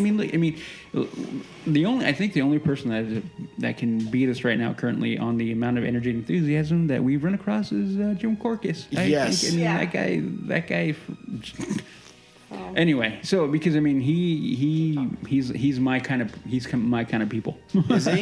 Yeah, full of energy, excited, has stories, can bring up analogies. Just great sense of humor. How could you not like having those kind of people around? Those are good people to be around. Lift up the room. You just put everybody in a great mood. And then we're talking about something that is near and dear. So, Oh, yeah. And when you have somebody talking to you about something that's near and dear and giving you a bunch of knowledge that you didn't have before, come on. All right. What's not to like? What's not to like? And so, yeah, that's why I have, anytime we're going to have Jim on, everyone just be prepared. It's going to be a long episode. It's going to be okay, and I think you guys are fine with it. Personally, I think if they were too long, I think we would have heard a little bit of you guys are going really long. They could break it up. Plus, some people have commutes, right? I've said it before. I listen to everything because you add everything in post, and we don't know everything you do. Oh, I do magic stuff. Yeah, you do a lot of stuff on post, and we don't know until the bloopers at the end. We don't know. No, we have to listen just like everybody else. So when the episode comes out, we're like, okay, I know Jess cheats and goes all the way to the end first to listen to it, and then comes back. I don't. I think it's that. Yeah, it's cheating. But anyway, yeah. We got another comment on Instagram page this is on when part 2 got released from Jim Corcus. It says, part 1 was great. That's just from my Otter 32. Part 1 was great. Can't wait to listen to part 2. You guys have become my favorite Disneyland podcast. Keep it up. Thank you very much. Yeah. Quadruple like that one. Yes. Oh, I'm going to like it. In fact, I'm going to do it right now. And Fernando asked the question, just like within the last 20 minutes. I'm sure you'll all have some thoughts on the changes made to the AP. Okay, on a scale of getting hit with a stroller to Pirates being shut down forever, where do you rank it? Hit with a stroller. Hit with a stroller. It's kind of like, ow, annoyed, but not even really that bad. I don't even know if I'd put that on that scale. Okay, Fernando. Yeah, it's not horrible. Okay. If you're listening to this episode, we talked about it, so yeah. Yeah. Okay. All right. So now let's check in to see if our Southern California charter member Jay is online. Now here's something we hope you'll really like. Hey, LTB listeners, we want to welcome our special guest, family member, Jae Brattain. He's talking today to us about the Pixar Fest food from 2018. So, hey, Jay, how's it going? Doing good. I'll try to bring the same energy as Jim Corcus did last week. He was awesome. That guy's amazing. It's like he's like an encyclopedia of knowledge when it comes to Disneyland. Right? Mm-hmm. Oh, that was good. Yeah, that was such a great show. Yeah. Right on. So we have not had a chance, I should say, Udi and I have not had a chance to go out and experience Pixar Food Fest. Fest. Yeah, but Jess went last week. I don't know if she tried it or not, but in July we're going to go. Yep. And I don't know if some of our listeners have probably gone on already, but if they haven't, and if you're going to, then this is going to be a good segment for you to find out what Jay thinks, because I trust him with this stuff. Yep. Okay, Jay, so take it away. All right. Well, overall, it was fun. I mean, the whole atmosphere at the Pixar Fest, I'm not sure how Jess felt about it, but, I really enjoyed the fact that, Disneyland is doing something special. And, it's about time they brought Pixar, to both parks and just celebrated, their relationship and everything, the property. But as far as the food was concerned, it was good. Like some of the things that they have for the fest is kind of like just dressed up things that are already in existence. You know what I mean? Okay. Yeah. So like they have like the cupcakes, or they have this the apples that are candy apples and things like that. But on the other hand, they also did bring in some very unique items, which I'll kind of go over a few of them. I wasn't able to try everything because it's just too much food, but sure. Try to be selective, and I think I get a pretty good sampling. So the first stop my wife and I made was at the Paradise Garden Grill, and they converted that into sort of like a theme, like a Coco-themed restaurant. Okay. And they had a bunch of different, like basically Latin American food. I mean, you could say Mexican food, but actually there's, it seems like they kind of went a little bit beyond the borders of Mexico. Oh, wow. Okay. The first dish that we tried was, it's called Yucatan-inspired vapor. Oh man, my Spanish is not that good. Vaporcitos, Vaporcitos. Interesting. Basically, it's chicken tamales steamed in banana leaves with a ranchero salsa, golden rice, and black beans. And this was $11.99. It looks really good. It looks good. I think it looks really good. Well, yes, it looks good, but the flavor. So what I kind of put in my notes is I said I pretty much gave this dish a 7 out of 10. Mm-hmm. The masa that they use for the tamales is a little bit different than the standard ones you get from a Mexican restaurant. Yeah. Okay. It's kind of has a smoother texture, and there's less meat filling than other tamales I've had. Oh, that's kind of a bummer. And they use banana leaves, which sounds sexy, but in all honesty, it didn't really add any type of flavor to the tamales. So, instead I figured, well, maybe, instead of using corn husks, the banana leaves would kind of provide a different dynamic to the flavor, but it really didn't. So. And it looks it looks kind of plain, though. That's my only kind of negative was it looks kind of plain. It looks good, but kind of plain. Not much going on whatsoever. Yeah, no color. A lot of black. Mm-hmm. Right. Yeah, a lot of black. Exactly. Well, surprisingly, one of the other things that surprised me about this dish was that the black beans were really good. I don't normally like black beans because, they kind of have that little thick, they have really kind of a thick skin to it. And, it's the inside is a bit not chalky, but, it doesn't have the same smooth texture as like a pinto bean. But these black beans were really good. So I'm not sure what type of preparation method that they used for it, but it was way better than anything I've had at Chipotle. That's for sure. Okay. Yeah. Okay. And then the golden rice and the ranchero salsa were meh. Meh. Really just nothing special. The salsa itself too was not really. It wasn't spicy. It was kind of almost like I guess it would be like a pico de gallo type, kind of heat level without not bad. Oh man. Mix. Was there an option to get something spicier? No, they only have one type of salsa, so it's either that or nothing. Boo! Oh man. I know. And then the other dish that we tried was the tortitas de papa con queso. Oh. And essentially that's crispy potato cakes with Oaxaca cheese, ranchero salsa, golden rice, and pickled onion salad. That looks really good. Yeah, I was pretty pumped up to try this dish because I don't know if I told you guys this or not, but I'm a potato freak. Oh no. Yeah, so when it comes to potatoes, I'm like that character Bubba from Forrest Gump. You can fry them, you can boil them, mash them, dice them, slice them. Doesn't matter how, potato, the only thing I don't like is sweet potatoes. Other than that, when it comes to like the regular potatoes, like I like red potatoes, russet potatoes, et cetera, et cetera. I mean, I could go on and on, but I don't want to bore people with my potato session. Your potato knowledge, yeah. Right, exactly. Anyways, you get my point. That looks really good. So this again was didn't quite live up to what I had hoped it would be. Bummer. Yeah. So the potato dumplings were fried to a crisp, which was great. Inside had that delicious Oaxaca cheese, which is kind of like has a Monterey Jack flavor with the mozzarella gooiness. Yummy, yeah. And then, but this is what killed it.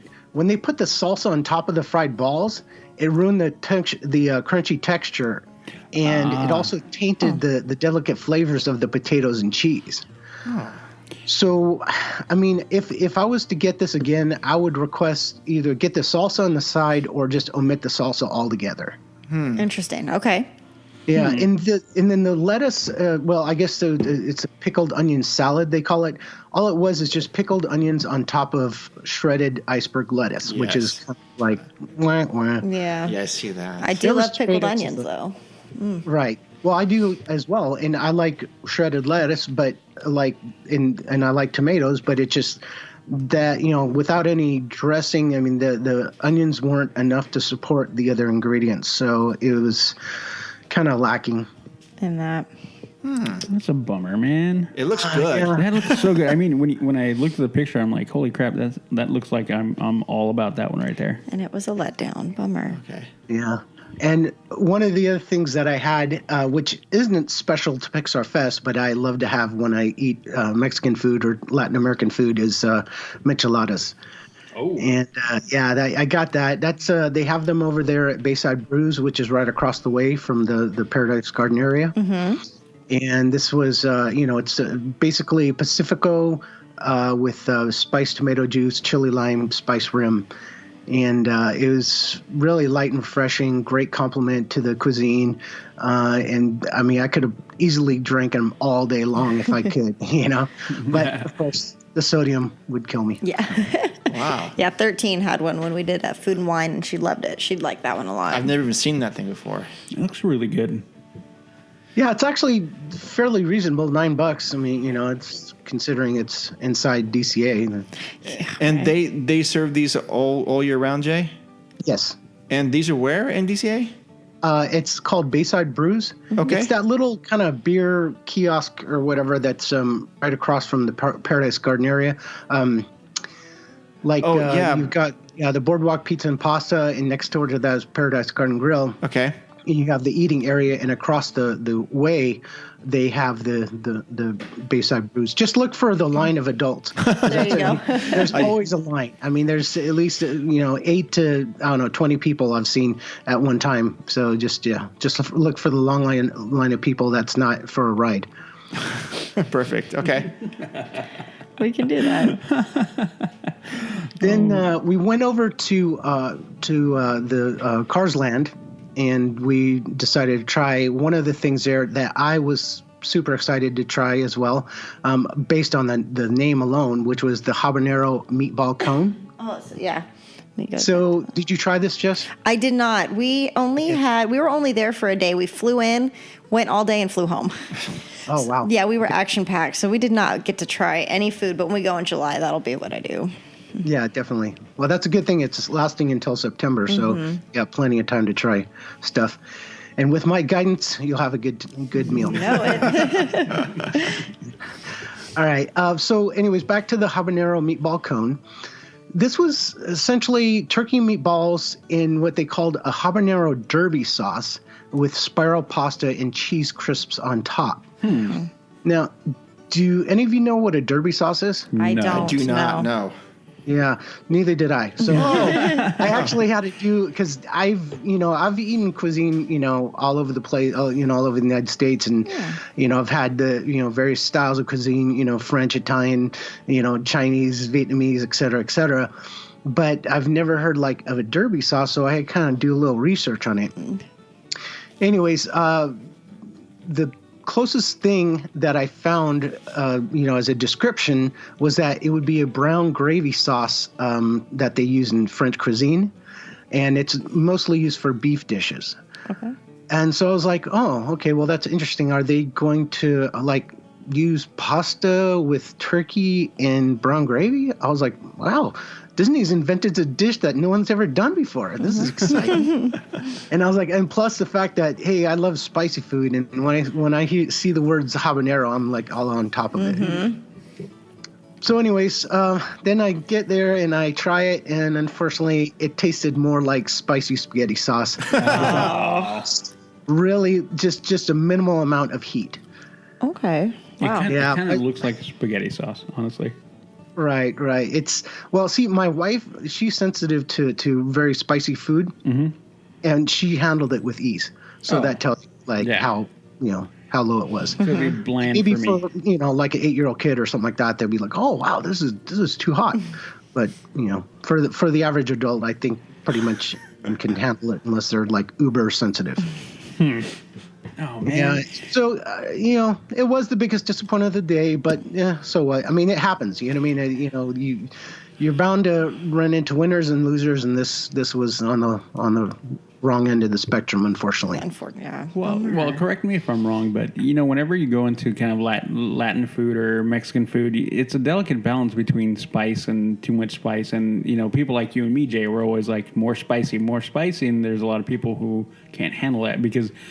For me, I'm always like, more. If the salsa has more spice, I'm usually liking it a lot more, and especially when I'm eating anything Mexican or Latin, however you want to put it. Right. And I'm like, more spice, please. Mm-hmm.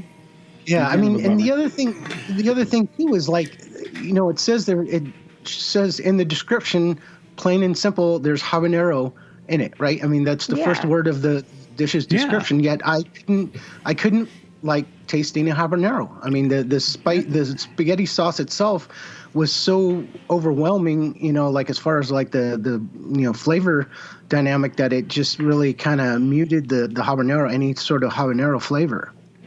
That's crazy. Yeah, see, and that's kind of a bummer. It's like if you either make it more spicy or remove that all the way around, right? Right. So, anyways, whatever it is, what it is, and I would recommend people not get that. It's just.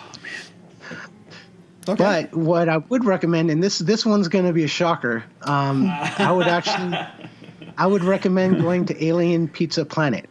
That's so formerly crazy. known as Red Rocket's Pizza Port. Right. The place I abhorred previously. Yes. So the reason why I decided to go here was because I've been reading all over social media about this cheeseburger pizza. Okay. Yes. And at first I was like, well, okay, it's Red Rocket's Pizza Port. Well, with the Pixar skin or whatever, and it's cheeseburger pizza. I was like, I don't know about that. But again, after reading several positive comments on social media, I was like, all right, I'll give this a chance. Okay. And I'm really happy that I did. It looks really good. I love a cheeseburger pizza. I've never had it before. This is the first time I've ever had it. So it was surprisingly, it was like just not on my radar at all. So, and when I bit into it, I had the little bit of skepticism, but man, it was, I was like delighted by the taste and flavor of it. I mean, the only thing that's kind of weird about it is that instead of putting like chunks of ground beef, they took like those frozen hamburger patties and they just basically cooked them and cut them in half and put them on top of the pizza. Yeah. And it's just kind of awkward. It's like, eating it, it just got this big hunk of, burger instead of like ground beef or whatever. So Bummer. Anyways, but I'm telling you, I mean, this to me was innovative. Again, I've never tried anything like it before. I mean, the ketchup and yellow mustard with the sesame seed crust, the cheese, they didn't use like, mozzarella that looks like it tasted like they used like a cheddar cheese type flavor. The caramelized onions, the diced tomatoes, the sauce, the burger sauce, which is kind of like, the sauce that you use for a Big Mac. Oh, yeah. Yeah. And then the pickles as well. So, yeah, based on all the ingredients, you think it'd be maybe a little too salty, but it was actually a really nice flavor balance of everything. How much did that cost, Jay? For a slice, it's $8.49. $8.49. Not bad. And it's a pretty big slice. I mean, for one person, that would be a good meal. Okay. Oh, I'm so getting that when I go. I'm gonna go. Definitely. I'm gonna go. That doesn't look good to me at all. Like it doesn't look good to me at all. You gotta try it. I mean, you know what though? I get that, but I'm just looking at it going, that doesn't look good to me. To my eyes. Right. Another one that people recommended to try was the pesto pasta. Oh, yum. And I didn't, again, we only have so much room in our stomachs, my wife and I, so it's, we'll probably try that in July. But a lot of people have been saying that, it's really, really good. And I saw a lot of people have it when we were walking around the restaurant. Oh, okay. Yep. I have heard that before. Okay, good. Pesto pasta. Yeah. Is that the pasta has like those peas in it? No, pesto is like trying to think the best way to describe the sauce. Like I know what pesto is, but I thought I saw someone online having a dish there. It could have been the one with the peas. Yes, yes. I don't have a picture of it because again I didn't eat it. Okay. Right. I mean, the only other pasta dish that they have special is the edamame noodle salad, which obviously peas wouldn't really go with that. So yeah, I wouldn't do that one so much. Okay. All right, and then Then we go over. Then on Main Street, we decided to get a cotton candy. It's the Nemo cotton candy, and it's orange and white striped cotton candy with an orange cream flavor. Ooh. And I don't know if you guys remember or not, but in the winter time, we had gotten the creamsicle beignets over at the Mint and Julep bar. Yes. Yep. And I kind of commented like, it's not that good. And right. It was sort of, it just really didn't kind of work well together. And anyways, but in this instance, actually, the creamsicle flavor works wonderfully with the cotton candy. So it kind of almost tastes... I'm trying to best way to it's like even though cotton candy is just basically spun sugar with some flavoring on it, for some reason that creamsicle kind of like tricks your mind into thinking that you're having something actually creamy. So it kind of like provides that little extra flavor dynamic that's not present in normal cotton candy. Okay. So I definitely recommend that to try. We didn't eat. We actually just bought it because it was in a plastic bag, and we ate it the following day because again, we're getting pretty full. Yeah. And we wanted to save room for dessert, which was the final item that we got for the day, which was the cocoa churro. Oh yes. And that's located. It's funny that they have like the special churros all over Disneyland, and you have to find them in specific locations, which I think is pretty great. So this one was located at the Frontierland Churro Cart. Oh, good, okay. Good. And it's basically chocolate powder with the salted cinnamon sugar served with a spiced Mexican chocolate dipping sauce, similar to like Abuelita's hot chocolate, but a little more subtle though. Okay. And I tell you what, this was my wife's favorite. She actually told me she even liked it better than regular churros. Oh, wow. Whoa. And like that really shocked me. I liked it a lot as well, but the regular churro to me is still king. But this is a good, like a solid second place in the whole flavoring of churros world, I guess, if you will. Nice. Okay. Yeah, it was. What I liked is that they didn't, they kind of toned down that the spiciness of the Abuelita's hot chocolate, so it was a little smoother and creamier. But it still was, had that nice deep flavor to it, than like beyond the normal chocolate dipping sauces you get, with other dishes. Mm-hmm. So I definitely liked it a lot, and I would recommend this as well. Okay. So that's the whole deal there. Okay. Again, we only ate, just kind of throughout the day. We didn't stay for dinner. And we, so we didn't get a chance to try other things. But, if there's anything that you guys would like me to try. Actually, next time we go, I think we'll probably meet up with you. So we'll all try stuff together. That's going to be so fun. It's going to be great. Oh my gosh, I'm looking forward to that. Yeah, that should be a good time. Yeah. Awesome. Another thing. One other thing I was going to tell you about as well, and if when we go, one thing that's like an off-menu item, and it's a mixed drink. It's called Hot Rod Red, and this thing is, I guess, with the Fireball whiskey, and it is mixed with like the apple cider. Okay, that is up the boys' alley. I do that on the regular. So okay. Okay.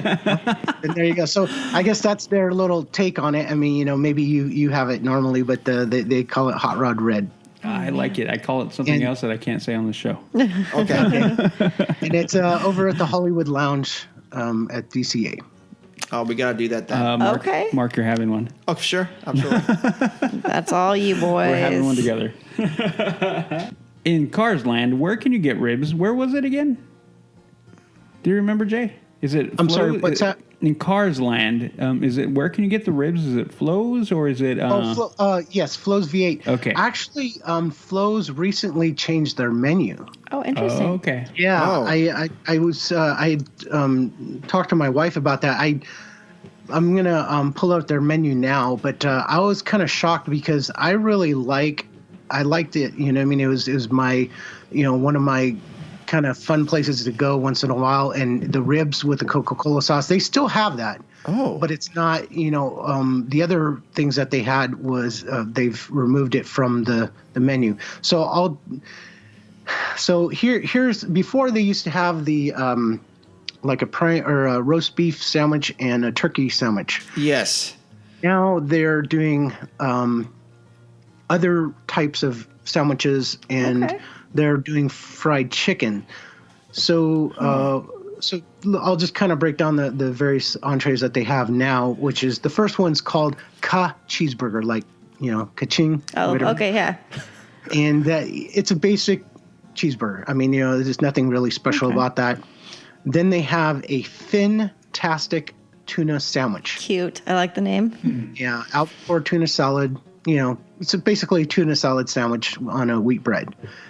Then they have a Cobb de Ville salad, which is, Cobb salad, really. Mm-hmm. And then they have the Blue Plate Special, which is the, that famous Coca-Cola barbecue sauce with, I'm assuming, the ribs. It doesn't say ribs, but it says, with kind of on the side, it has garlic mashed potatoes and the seasonal vegetables. So that looks like that hasn't been removed from the menu.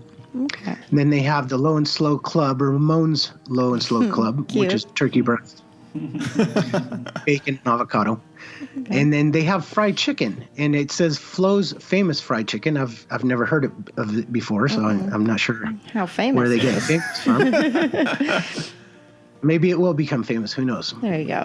And then the final thing, which I thought was interesting, is Fillmore's Pot Pie, which is filled with creamy sweet corn and potato, chilies, cheddar cheese, and a flaky pie crust.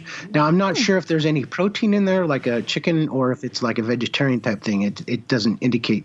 It's surprising how much information is omitted from the menus on the official Disney website. Wow. That does sound good, though.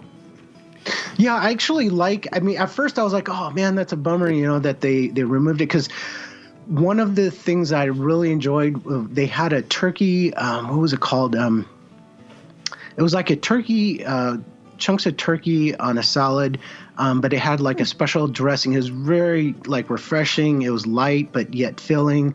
And it was like my favorite salad overall at the Disneyland Resort. And so when they got rid of it, I was like, oh man, that's a bummer, but whatever, it is what it is. And I like that they brought a little more variety to the menu, because like I said, that before it was just basically the ribs and the turkey and the roast beef. Interesting. Okay. Jeez. Every time you make me so hungry. I had breakfast this morning. I did, and now I'm hungry again. Okay. Oh, and so what's with this? The churro hunt, the AP churro hunt. Did you guys do that? No. So I don't know if you guys have heard about this new thing that they have called the AP Churro Challenge. I saw like kids carrying little maps around, but I haven't really heard about it. Right. Well, if you guys didn't do a little research about it, it's kind of, at first I was like, oh, this is pretty cool. They have, like I said, in the various lands, they have specialty churros. So I told you the Coco Churro was in Frontierland, and then over at New Orleans Square, they have the carrot cake flavor. Right. Yeah, try that with the cream cheese dipping sauce. Yeah. Oh. And then they have a lemon one over at Main Street USA, and then at I'm trying to think. It's called Ants on a Log, and that's in Bugs Land. Ants on a Log churro, which is like crispy rice cereal on top of like donut icing. So could be good. Yeah, kind of. Yeah, on top of a churro. Yeah, so it's kind of interesting. Yeah. But so that I was like, oh, that's cool, But then here's the kicker, though, is that you have to spend $5. It costs $4.99. And essentially what you do is you get a map and you visit the churro carts, and then you get a sticker. And then when you are done, then you get a little button, and it says, I completed the AP Churro Challenge. And it's just a button, the same thing that you get for free, like if it's your birthday or if it's your anniversary.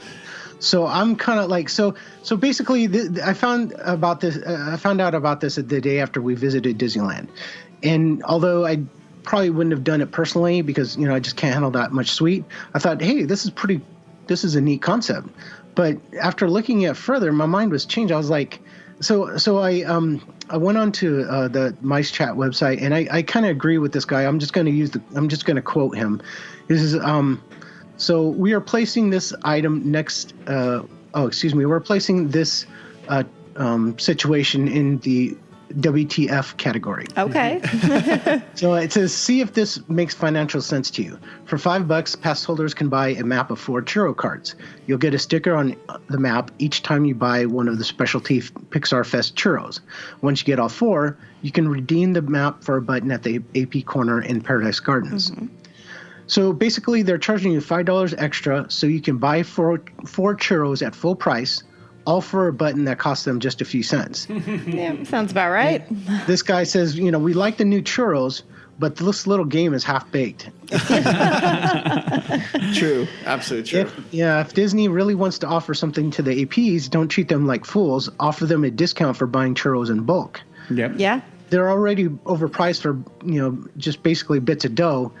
And, Disney would still make a fortune if they gave the maps away and offered a discount or a free, final churro for completing the map. And then they'd still be increasing the number of churros sold.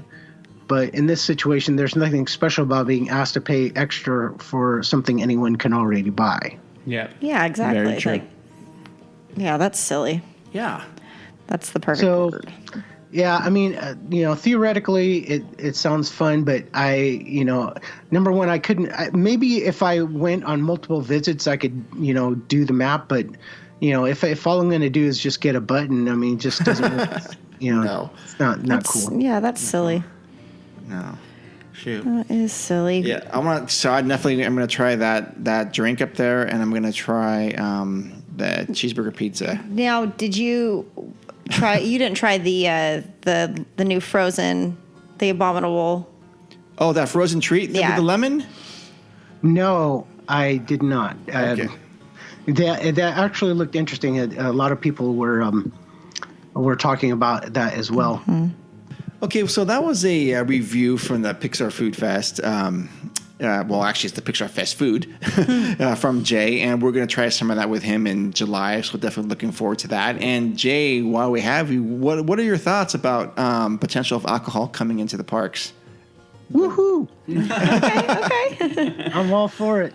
Now, I don't know if people have been kind of following what's going on at Disney World, but essentially, I had indicated that there was 4 locations where you can get alcohol in the Magic Kingdom. Mm-hmm. Well, they basically kind of opened the floodgates, and you can pretty much get alcohol anywhere at this point, and that's just, to me, that's sort of a foreshadowing of what's to come at Disneyland, or at least I hope that's what happens. I mean, I know there are people out there that are like advocates of keeping the park dry or whatever, but at this point, it's at every single Disney park that I know of, alcohol is available, right? I mean, it just doesn't make sense why this would just be the one lone outpost where, it's a dry county, so to speak.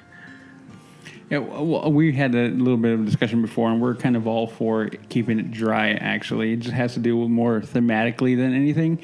Well, I mean, we get everywhere else, but yeah, at Disneyland, it's kind of like one of those things like, no, it doesn't fit with what we have going on. I mean, if you wanted to put in places, maybe, but as a whole, that's why. I mean, that's why we're kind of like, no, not really. Yeah. It's unnecessary. I get it. I mean, DCA makes total sense to get downtown Disney. Yes. You can get plenty of alcohol within the vicinity of the park with a relative ease. You don't have to bring it in. That's just, that's kind of what we were talking about earlier. That's why we're curious about, like, hey, let's ask Jay what he thinks. Mm-hmm. Okay, so basically you are advocating that they do not bring alcohol in. Correct. Right. We're on the opposing view, my friend. I see. Okay, well, I would disagree, and I would say the reason why is because imagine, again, we're going back to the new tropical hideaway that's coming soon, right? True. Yes. You mentioned, like, how wonderful would it be to have a pina colada, sitting there watching the Jungle Cruise, just so appropriate to that venue. Yes. Or if you're at the Blue Bayou and you're sitting at a table and you have a glass of wine. I mean, the ambiance just kind of screams for that type of drink. You know what I mean, to go with your meal. What about going to the Hungry Bear restaurant and grabbing a beer and a burger and watching the Mark Twain go by and whistling and waving at people and stuff like that. Yeah. I mean, those are the things that I just think that at this point if you can sneak alcohol into Disneyland very easily. Sure. Seriously, I mean, you just put like a vodka or like a white rum or something like that, and you put it in a water bottle, and they're not going to take the water bottle away from you, and you just dump it into a large Coke when you're there.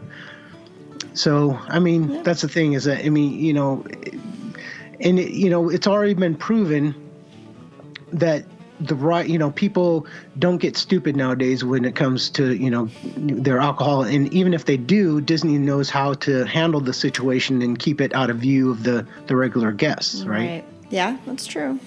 I don't know. I mean, the families that are staying at the Disneyland Hotel and the Grand Californian, they're walking through downtown Disney. Guess what they pass by every time? Drinks. Uva bar. Yep. Right there. It's in the center, smack dab in the center of everything. And do people, get stupid? No. I mean, they just, they drink their beer or their mixed drink and go on about their business. So, I mean, that's the thing, I think that people would be able to, control their liquor intake, or alcohol intake at Disneyland Park itself as well. Okay, fair enough. I see his point. I see the argument. Yeah, absolutely. I do. And it's just like, why, if it's allowed at every other park, I mean, I could see if they say, okay, well, Disneyland, Tokyo Disneyland, Disneyland Paris, the Magic Kingdom at Disney World, if they said, okay, we're in these parks, it was Walt's intent, his sort of edict that he didn't want alcohol inside his park, right? Mm-hmm. Yes. Well, those are all modeled after the original Disneyland, and guess what? There's alcohol available. So, as far as allowing it and people, having alcohol inside, it's just, all it is just location, a matter of different location. Okay. Yeah. Well, I don't know. I mean, all arguments are good, but I don't know. I just feel like it was against his vision, and it's different from other parks because he didn't have as ready a hand in it as Disneyland. That's my point of view. That's why I'm kind of like, he didn't want it there, so we should try to keep that going. That's my opinion. Man, doesn't a pina colada sound good? It does, Watching but Jungle Cruise go but by? it doesn't need to have alcohol in it to still enjoy it. That's my point. That is my whole point. Okay, a virgin one. Yeah, I mean, it does make a difference. And Jay, you're right. Most people now, luckily, have shifted in the culture for the most part that in the right place they're not going to go crazy and not act stupid. But I don't know. There are those people that can ruin it, and I'm very sensitive to people acting a fool when they're drunk. I hate it and drives me crazy. And if I ever saw it in Disneyland, I think I would lose my mind. Yeah. Yeah. Well, I mean, there's the other incident that happened a couple of weeks ago where the guy, he punched the Disneyland security officer in Disneyland. Did you see that? No.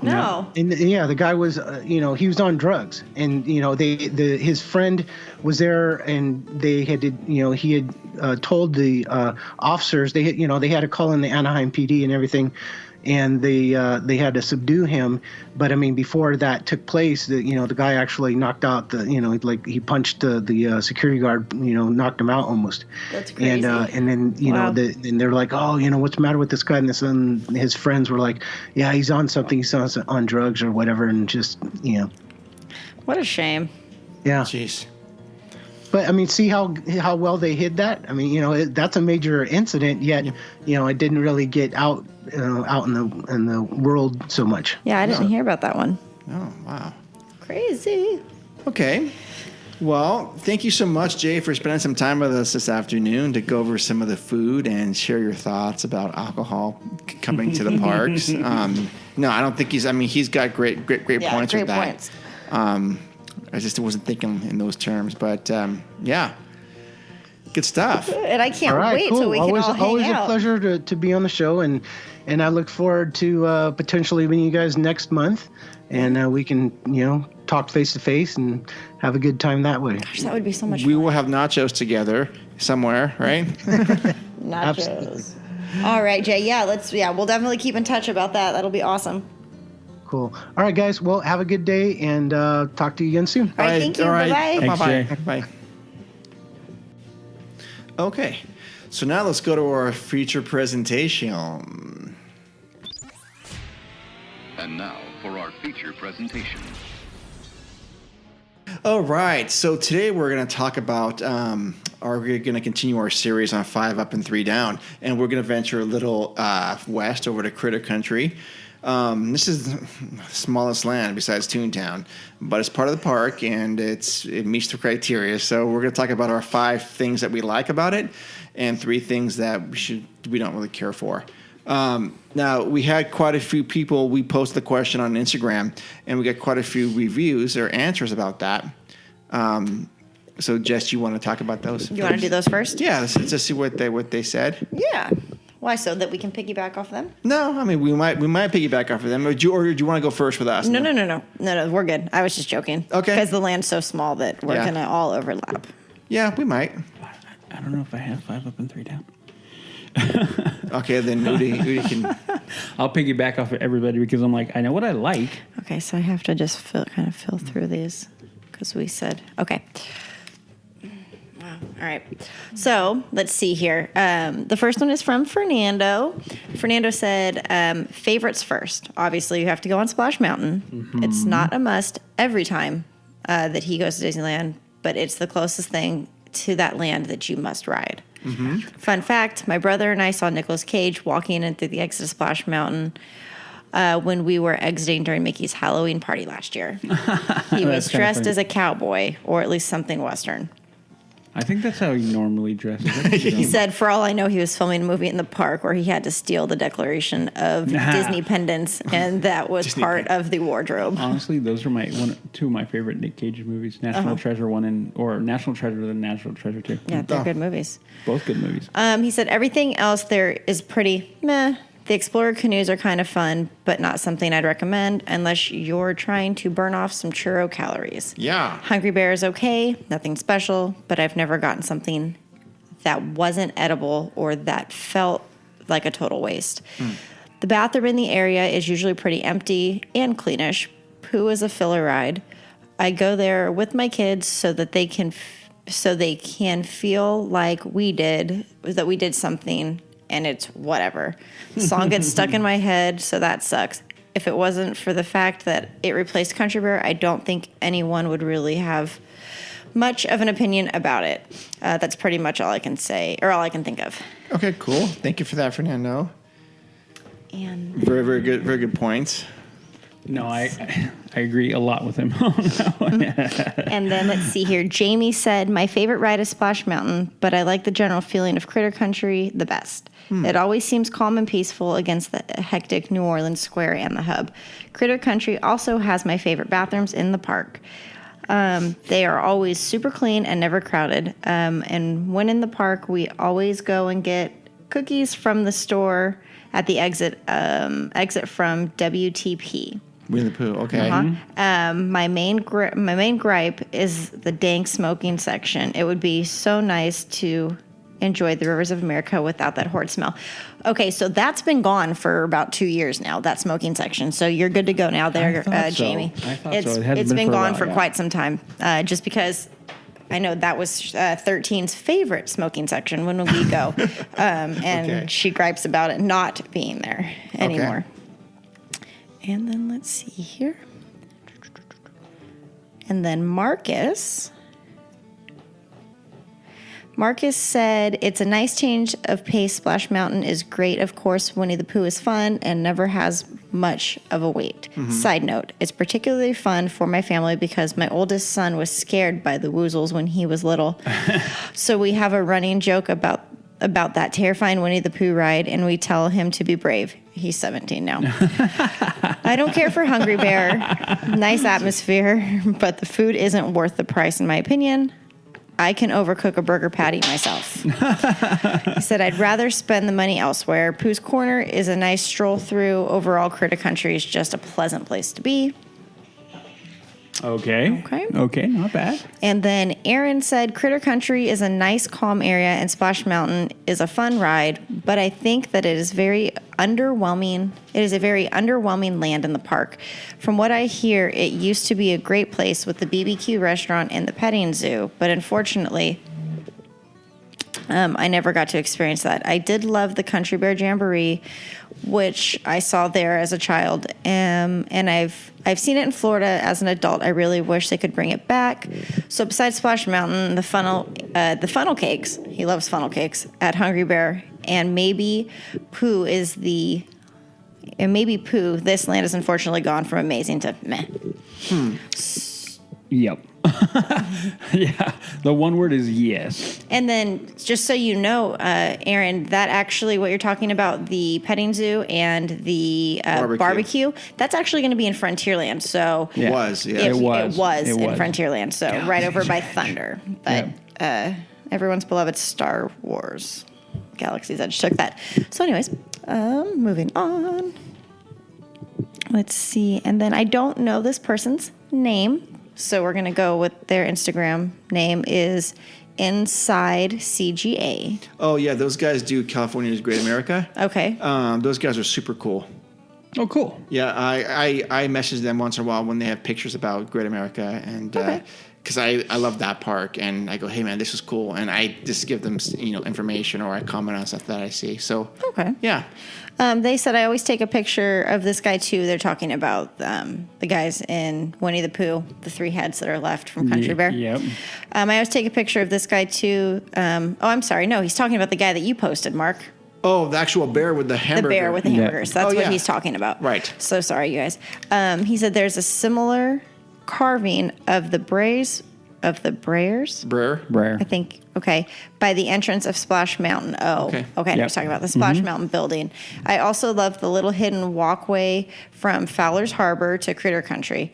You can get some nice pics of Splash Mountain from there, and it's fun to see riders laugh at the bottom of the drop comparing how wet they got. This is true. And Absolutely then, true. Let's see here. Oh, she's okay.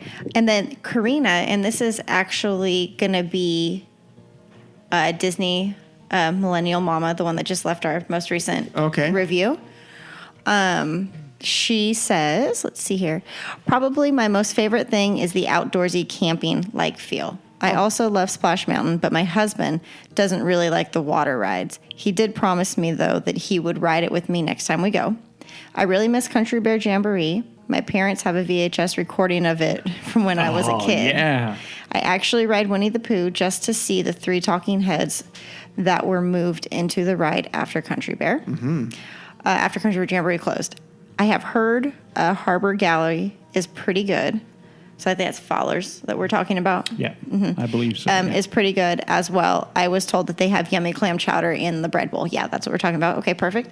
And I think that we will try it out when we go on our next visit. For the most part, I agree with the others that this land is a bit meh. Definitely not my favorite land. And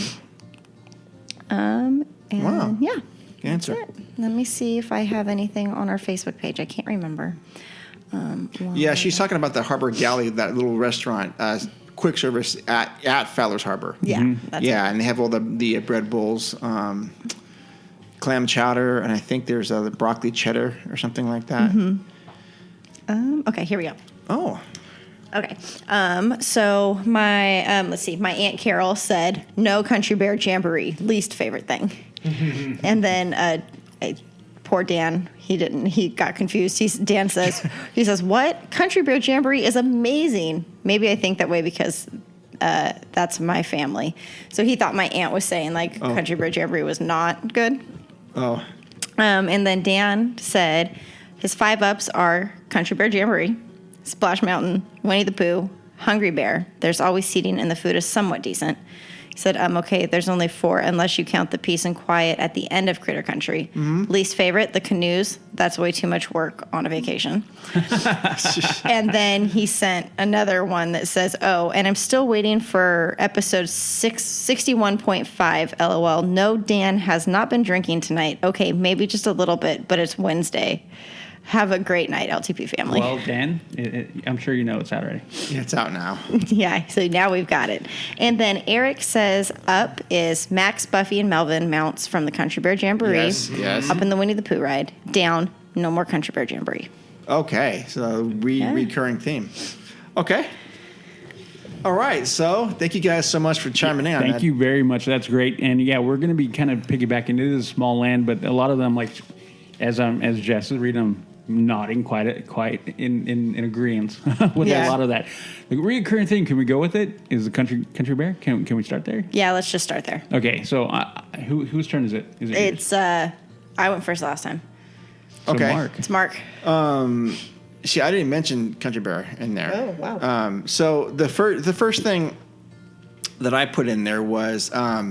What I like about the land itself is that I love the imagery of the train as it passes overhead and how guests wave to you and wave back.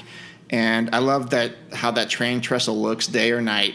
And so I think that is one of the unique characteristics of that land is that it's the only land that the train passes over. Although I think it might pass in front of Toontown, but no one ever checks it out there, doesn't it? Or does it pass behind? The train? Yeah. It passes in front of Toontown. In front of it, yeah. So you can't see it because it's to your back's to It's it. behind you. Yeah. Yeah. Okay. So, but this is the only one that allows you to cut through and look at the guests as you wave through. And even if you're walking in Critter Country, you can wave to the people. And Always. I that is one thing that I actually like about this land is it's the one connector of that. To it. Yeah.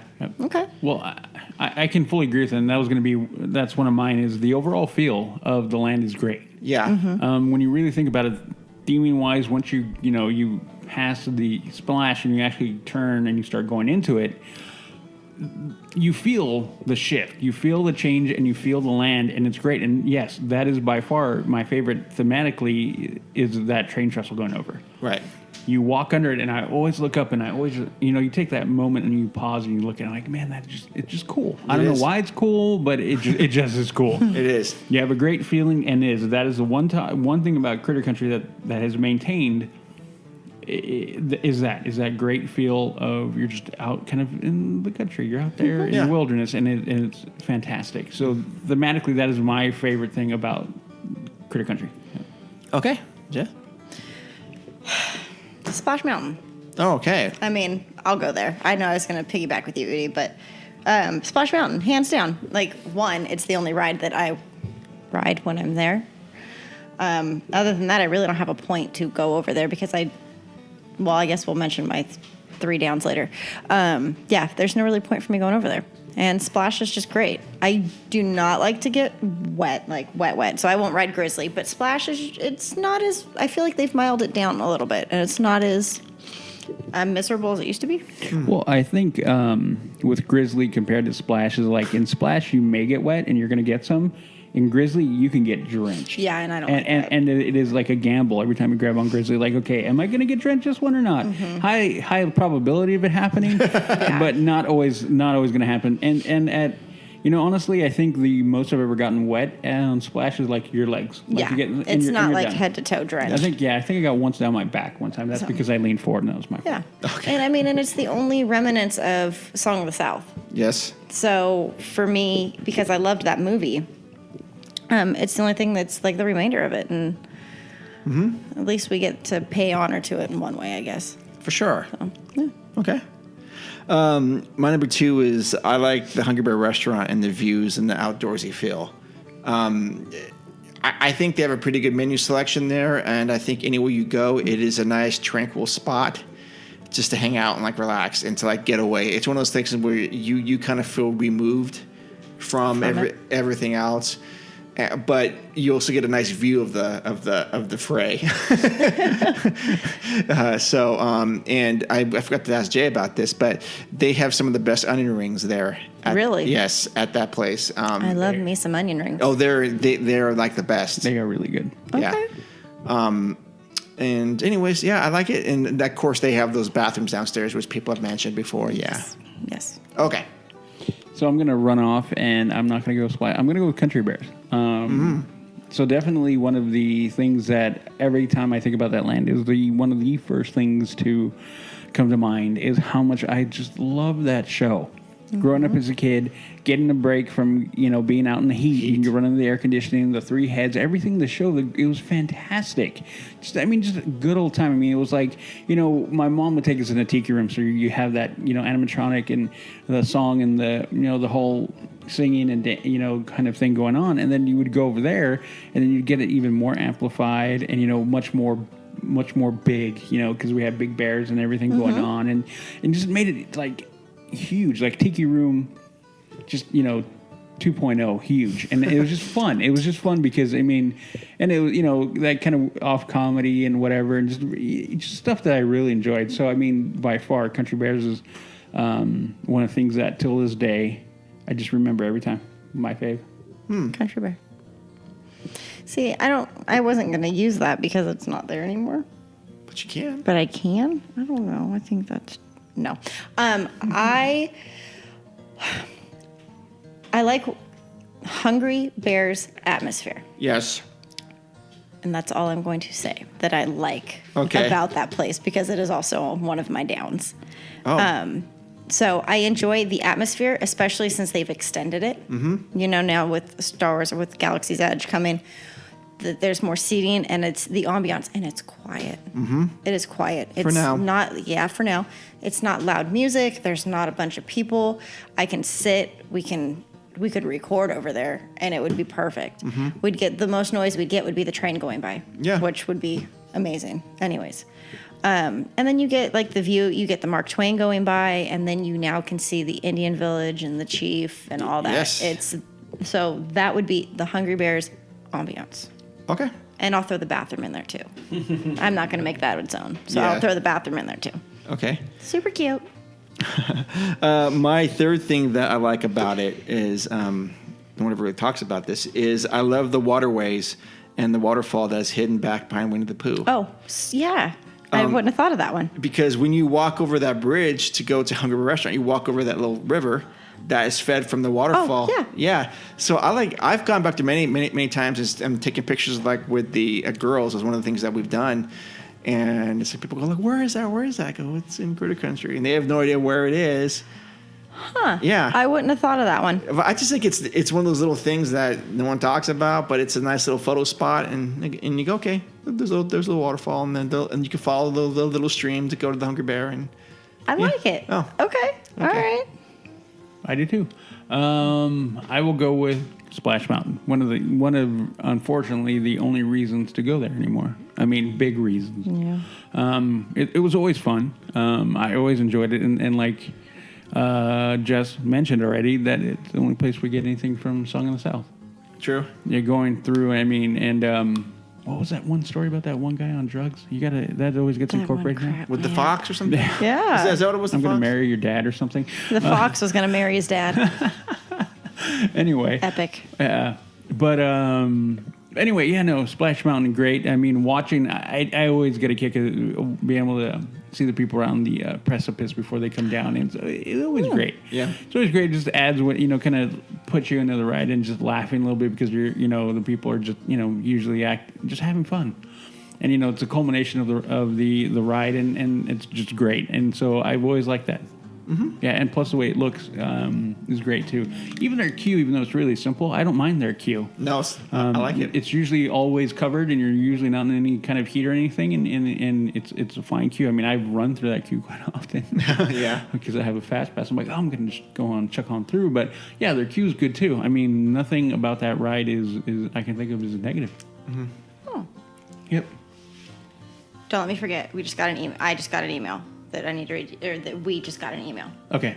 Which it's from Dan, so his ears must have been ringing that we were just talking about him. Okay. So he just found out that he won, so he just listened. He just finished listening.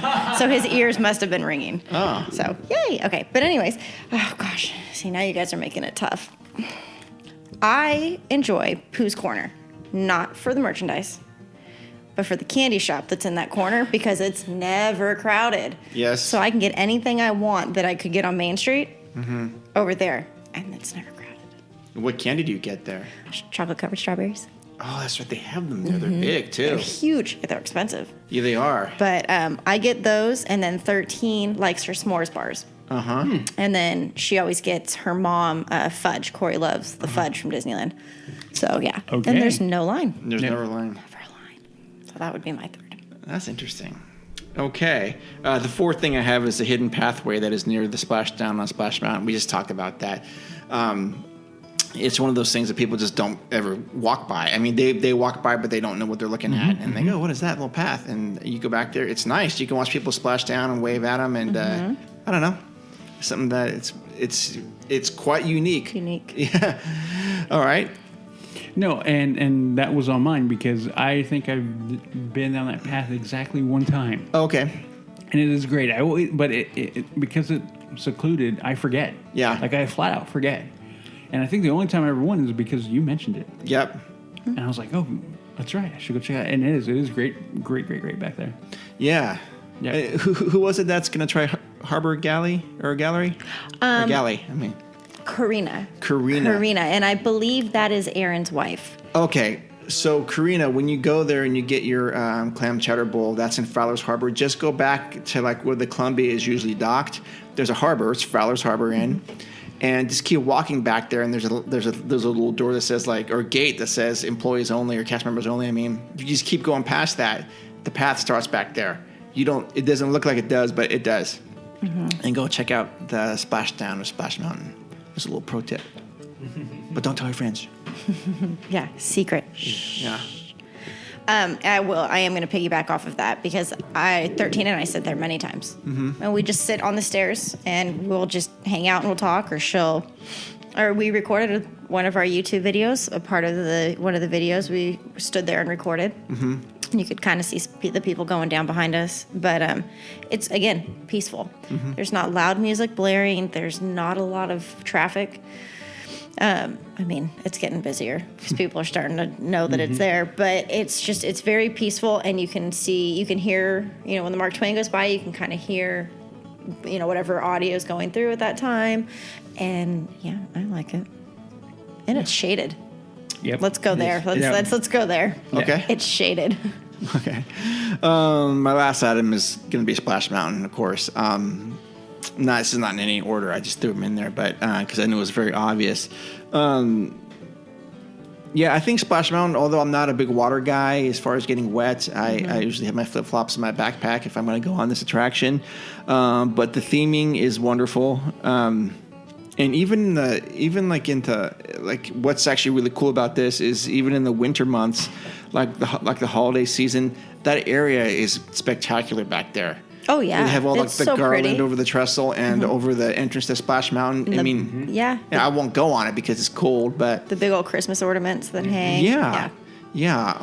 And also when they're not running Phantasmic, when you can go on the Mark Twain at night, you can, and it passes past by like Splash Mountain. It is something beautiful when it's got that orange glow, and up there on the hill, it's really beautiful. But I know the Mark Twain's not. I mean, it's not Critter Country, but still, it's Splash Mountain. I think it's just one of those things that it's on your list. It's on your list. Yeah. Okay. Yep.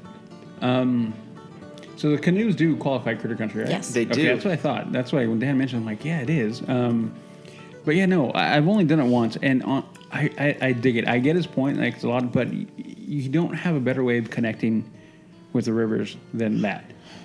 Will you do it with me when we go in July? Yeah, I'll go. Oh, you will? I'll do it. Okay. Heck yeah, I'll do it. I haven't done it in forever. We'll videotape. Okay. No, because, I mean, realistically, you think about it, there's no way to get better into it than that. No. That's true. You're in the water. I mean, you're literally in the water. You're right there. And there's, I can't think of a better way to actually connect into what's going on there. Right. Than doing the canoe. Yeah, a lot of work. Yeah, you're canoeing and you're moving along, but it's just great. I mean, you get to see it from a different angle, a different perspective. And that's what I remember still to this day from doing it when I was with a kid, as a kid with my brother. One of the things I remember the most, and I can't remember like exact details, but I remember the overall feel of it. Like, man, this is so much fun, and I'm in a canoe in the middle of a city, but I don't feel like I'm in a canoe in the middle of a city. Right. Even though I know I am, you don't have that anywhere, because as a kid I would go, to summer camp, and we'd be gone for a week or 2 weeks, and we would canoe up in Big Bear, near Big Bear Lake and things like that. So it was like I'm doing that, but I'm in Disneyland. So for the overall feel of it, is one of my favorites. Yeah. Nice. Yeah. Nice. Okay. I don't have a fifth. I'm not going to lie to you guys. Okay. I really don't. There's really nothing else. Then you can plead the fifth. Okay. Can I plead the fifth? Can we get one of those? Yeah. Because Mark's gonna have to plead a couple fifths, so when we get to tune it down. You don't like the new entrance to Galaxy that's just going to be right there? Oh, you can mention that little trail. That doesn't count. That new path. Oh, okay. Because I kind of count that with the Hungry Bear ambiance. Right. Yeah, it does. Because it's kind of that same thing. It's right there. Right there. Yeah, it's right there. So I'm pleading the fifth. Okay. So then 3 down. Easy. Oh, easy. This will be fast. I don't like that it's a dead end. I just feel like you just go out there and go, well, now what? Okay, like turn around. But I think the new loop that's going to be incorporated with Galaxy's Edge is going to help eventually. It's going to be a sea mass of people there, but the whole way of getting around the park now can work. Once that thing opens up. More flow. Better More flow. Yeah. Interesting. Okay. I'm going to go with the removal of Country Bear. There you go. So as much as I love that, that's one of my. It should still be there. It should be. By any reasonable thought process, it should be there. For the reason that it's gone, especially, is ridiculous and dumb, I think. Okay. So yeah, you take something that I grew up with and found nothing, absolutely zero wrong with, because I can take a joke and have a good time with it. And it's gone, and it should be back. It should be back in any way, and it should be back today. Like now. Now. Okay. Hungry Bear. I don't care for the food. Okay. The food's just meh. It's there. I can get this. It's, you know what it is? It's identical to Tomorrowland Terrace. They're the same types of food, same burgers. You know, I don't know if their onion rings are as good I've never had at them Tomorrowland Terrace, never but had them I feel like it's the same thing. It's kind of like it was just picked up and we just piggybacked off that, and here it goes. And I mean, that'll be one of my downs and when we get to Tomorrowland too. Okay. Just I don't care for it. I think that they could do more with it. Okay. Gotcha. Good. The Many Adventures of Winnie the Pooh. I think it's a waste of time, except to go in and cool off and to look at the Country Bear Jamboree heads, and that's about it. I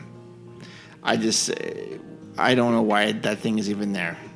Honestly, that Winnie the Pooh should be in a different land, or if not at all. I mean, I don't know. Really? Where would you put it? I don't know if it belongs in a different land, but no. Maybe. I don't know. Maybe. I know.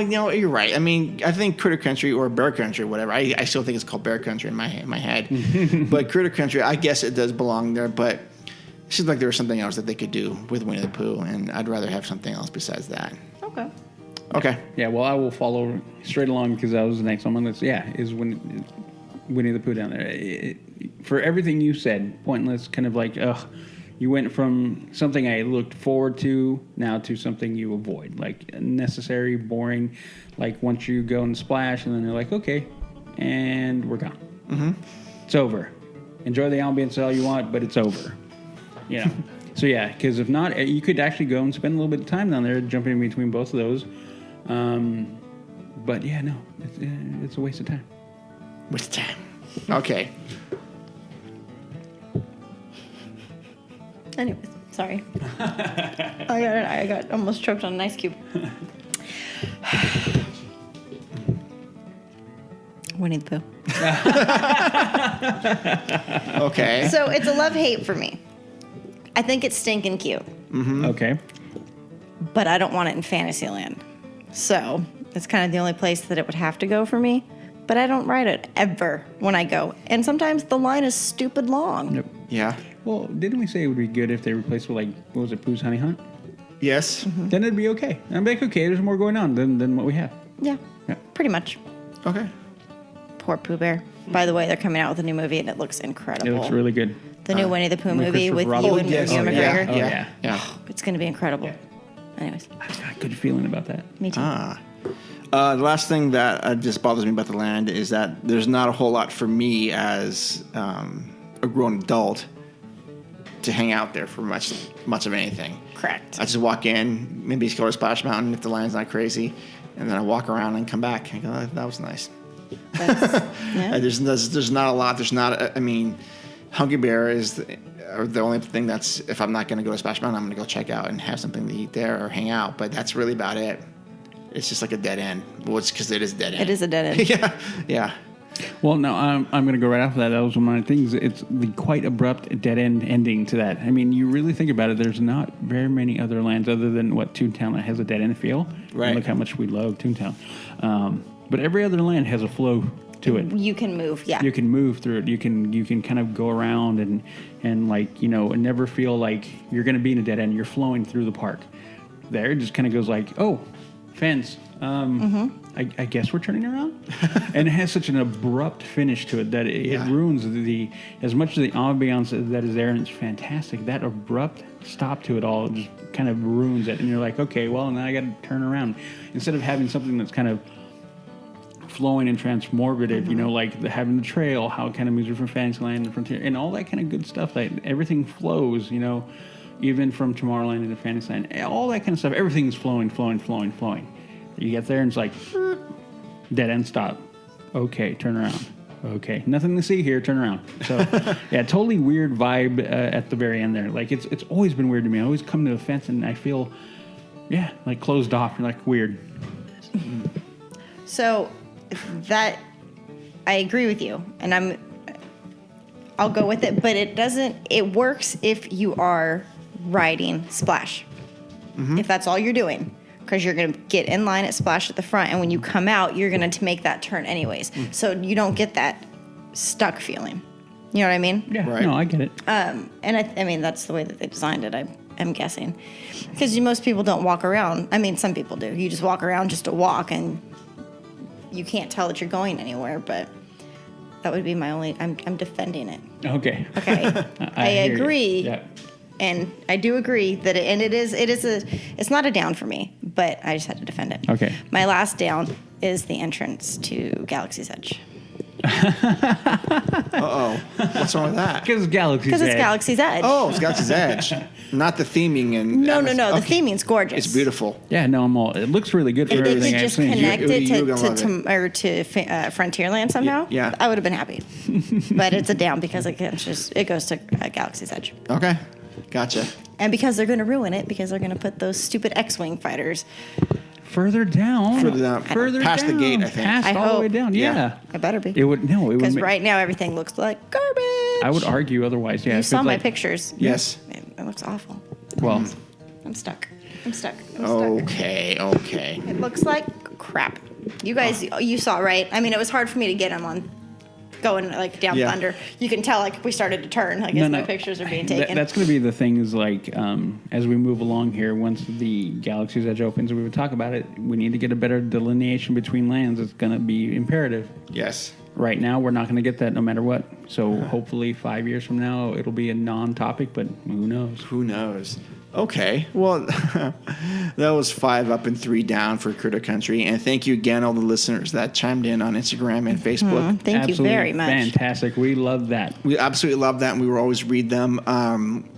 So coming up next in episode 63, we are going to be talking to the guys from the All Aboard podcast.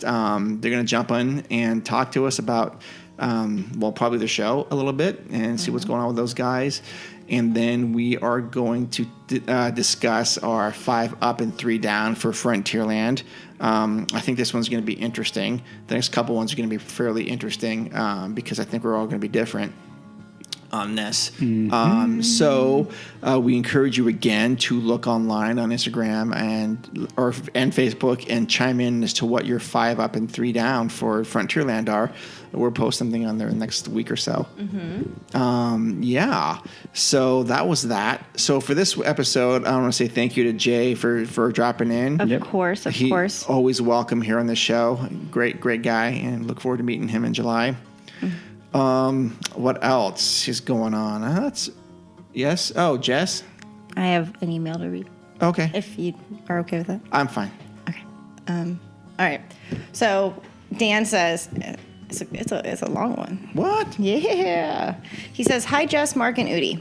I want to start out by saying I am completely honored not to win the question contest, but to actually have my question answered by a true Disney historian, Jim Corcus.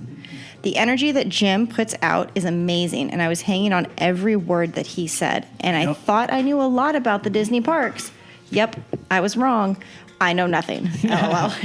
I am simply amazed about how much Jim knows, and it's inspiring to me to learn more. And like he said, I want to pass on my knowledge to the next generation. Disney is not all about the rides to my family. It's an experience, and each time we go, it's different. And we always find a new hidden treasure at the park. I agree. I can't wait until you have Jim on again, but I'm also looking forward to listening to Jay and finding out what new and exciting eats and treats he has to share with the LTP family. Thank you so much for continuing to make amazing podcasts. What? I really do enjoy them, and I look forward to them. When they come out every couple of weeks. Have a great Disney day, and again, thank you so much. If you can please let Jim know that I would be honored if he could inscribe the book to me, Dan. And no, I'm not going to dress up as a nurse or librarian. I'm sure he doesn't want that nightmare. Then again, if he sends more books, I think I could be convinced. LOL. Oh, just one more thing. Cough, cough. Solo sucks. Cough. Oh, there you go. There should be another episode we can dropping around in there somewhere, and we'll talk about it. We talk about it's Solo. Yeah, it's negative parts. Yeah, we will at some point. But gosh, Dan, thank you so much for that. Thank you, Dan. Jeez. Wow. And congrats again. Yeah, your question was great, and congrats. Yeah. And thank you. Yep. Such kind words. Yep. It just makes me I don't know how to process that except that It's we always- just gonna keep doing what we do. Yep. It never gets old, and I don't know how to react to it. And I like that the listeners like the guests that we have. Yeah. I mean, and for only selfish reasons, I have these guests on because I want to talk to them, and I like these people, and I'm glad that like you guys do too. Go ahead. And I just want to throw this in. If you guys have anybody that you're thinking of that we haven't had on, let us know. We have our thoughts and what we listen to and what we watch and whatnot, but the more the merrier. Yeah. And if you guys want us, like, hey, have you tried to talk to this person or that person, let us know. We'd be more than happy to reach out and see if we can get them on. Yep. I have absolutely no problem reaching out. Oh, gosh, yeah. Yeah, I've been denied a couple times, but that's okay. We will be talking to Jim in the summer for 1955 Disneyland. Yep, that's happening. And I'm just going to say now that's probably going to be another two-parter because I'm going to go crazy and asking about 1953 and 1954. Oh, yes. And hopefully we can actually get to the topic. We'll get there. But yeah, anyways, we love Jim Korkis and, of course, Jay. They were awesome. Part of the family. Anyways...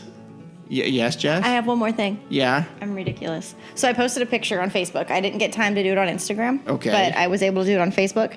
And I said, Jess took an impromptu one-day trip to the park on Thursday. Caption her latest photo, and you'll get an LTP car decal. And I said, P.S., I promise she's in this picture. So I posted that one, and I wanted everybody to caption it. I remember yes. Mark's caption. Yes. So I'm in that one, or I'm there. Like, I swear I'm in there. So I posted this morning, 5 hours ago, and we got quite a few people. Oh, okay. So Becky said, I said yes. I don't want to read too much into this, but I feel like under all that fur, I spot something very sparkly because I'm wearing a ring. And then Tyler says, I don't know how to pronounce this word. I believe it's like, it's MMMRRRRAGGGHHHH. That would be a Wookiee. Is that what that is? Roar, yeah. Okay. Translation, I can't see the camera, Chewie. Patrick said, when Chewie adores your hairdo and asks for hair tips. And Joey says, okay, Chewie, I'll give Galaxy's Edge a chance. Moral of the story, let the Wookiee win. Oh, jeez, nice one. And then Jose said, I came an hour late. I was going to caption the same thing to Joey's. Oh, okay. And then Joey said, great minds think alike. No. So, and I told everyone, we'll send them out a sticker for anybody that responds. And I was like, those are actually pretty good. Those are all good. Those are awesome. So, cool. So thank you, guys. Yep. Yeah. Thank you. Okay, all right. This is going to wrap up episode 62. Thank you for hanging out with us. Thank you. And Jess, where can they find you? Everywhere. Okay. No. Snapchat code is on my Instagram page, which is Storybook Jess. And then my Facebook is Jessica Farfan. And our LTP Facebook page is Leaving Today Podcast. 2 words. Leaving Today is one, and then podcast is a second. My Facebook. That's it. And I don't tweet. Okay. Udi for the banter that's witty. You can find me on my socials, which are Twitter, Instagram, and Snapchat. Those are all HAXGOALIE, Hacks Goalie. You can also find me on my show, Bad or Bad, which we have Facebook page, Bad or Bad, YouTube page, Bad or Bad, Instagram and Twitter are all Team Bad or Bad. And we have, what's up there? Deadpool. And we should have Solo up there coming up too. Mm-hmm. Cough. Yeah. That was pretty funny. That was pretty good. It actually was pretty good. But anyway. Okay. That was good, Dan. I liked that. Yeah. And what I'm thinking about this, guys, go to expeditionroasters.com. Find a coffee you like. Find something you like, and enter our code LTP20 for 20% off your first order. It's a great time to brew some iced coffee. Yeah. It's really, really good, and some really good art and some good T-shirts. And I think their Jungle Cruise one's coming on soon. I hope so. I'm waiting for it to pop on there. The shirt, it should be any time now. Okay. So yeah, cool. I can't wait for that one. I'm getting it in a sweatshirt. I'm getting it too. Okay, Well, and not in a sweatshirt. Speaking of shirts, go to tpublic.com and get yourself an LTP shirt or a coffee mug or something else. We've got a lot of nice merchandise on there for you guys to help support the show. All right, and for me, you can find me on Instagram at Leaving Today Podcast and send me an email at info@leavingtodaypodcast.com. Yeah. And once again, thank you so much for listening. It's been real. And, it's been real fun. And I hope that we've helped your commute today or tonight, or we've helped you unwind or help getting you ready for your next trip. If you're going to go out to Pixar Fest this summer, I encourage you to and check out what Jay has offered in this one and what he's talked about. All right, folks. Thank you for listening, and we'll see you in the parks. Bye-bye. Bye.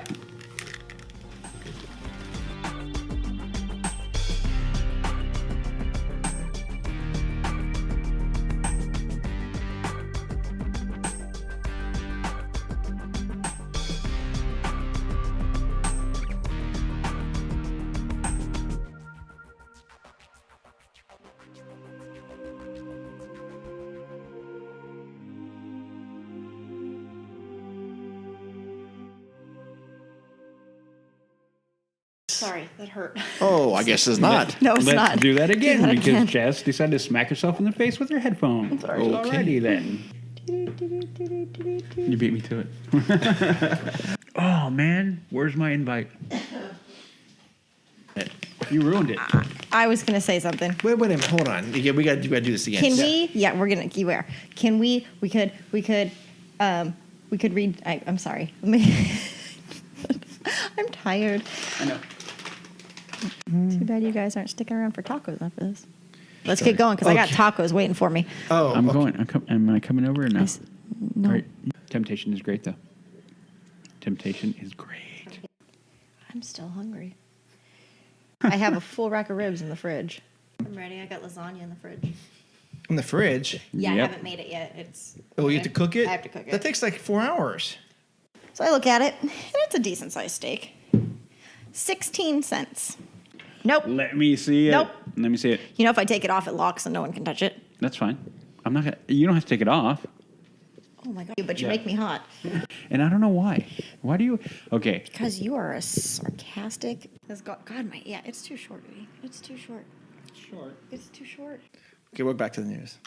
Oh yeah. Okay. Hold on. I gotta drink more. Okay. Drink your. What are you looking at? Don't you even. You keep your hands off my Reese's. You know how much he likes me? Not very much. Anyway, As much okay. as this morning. Not very much. I said not as much as this one. Oh, okay, gotcha.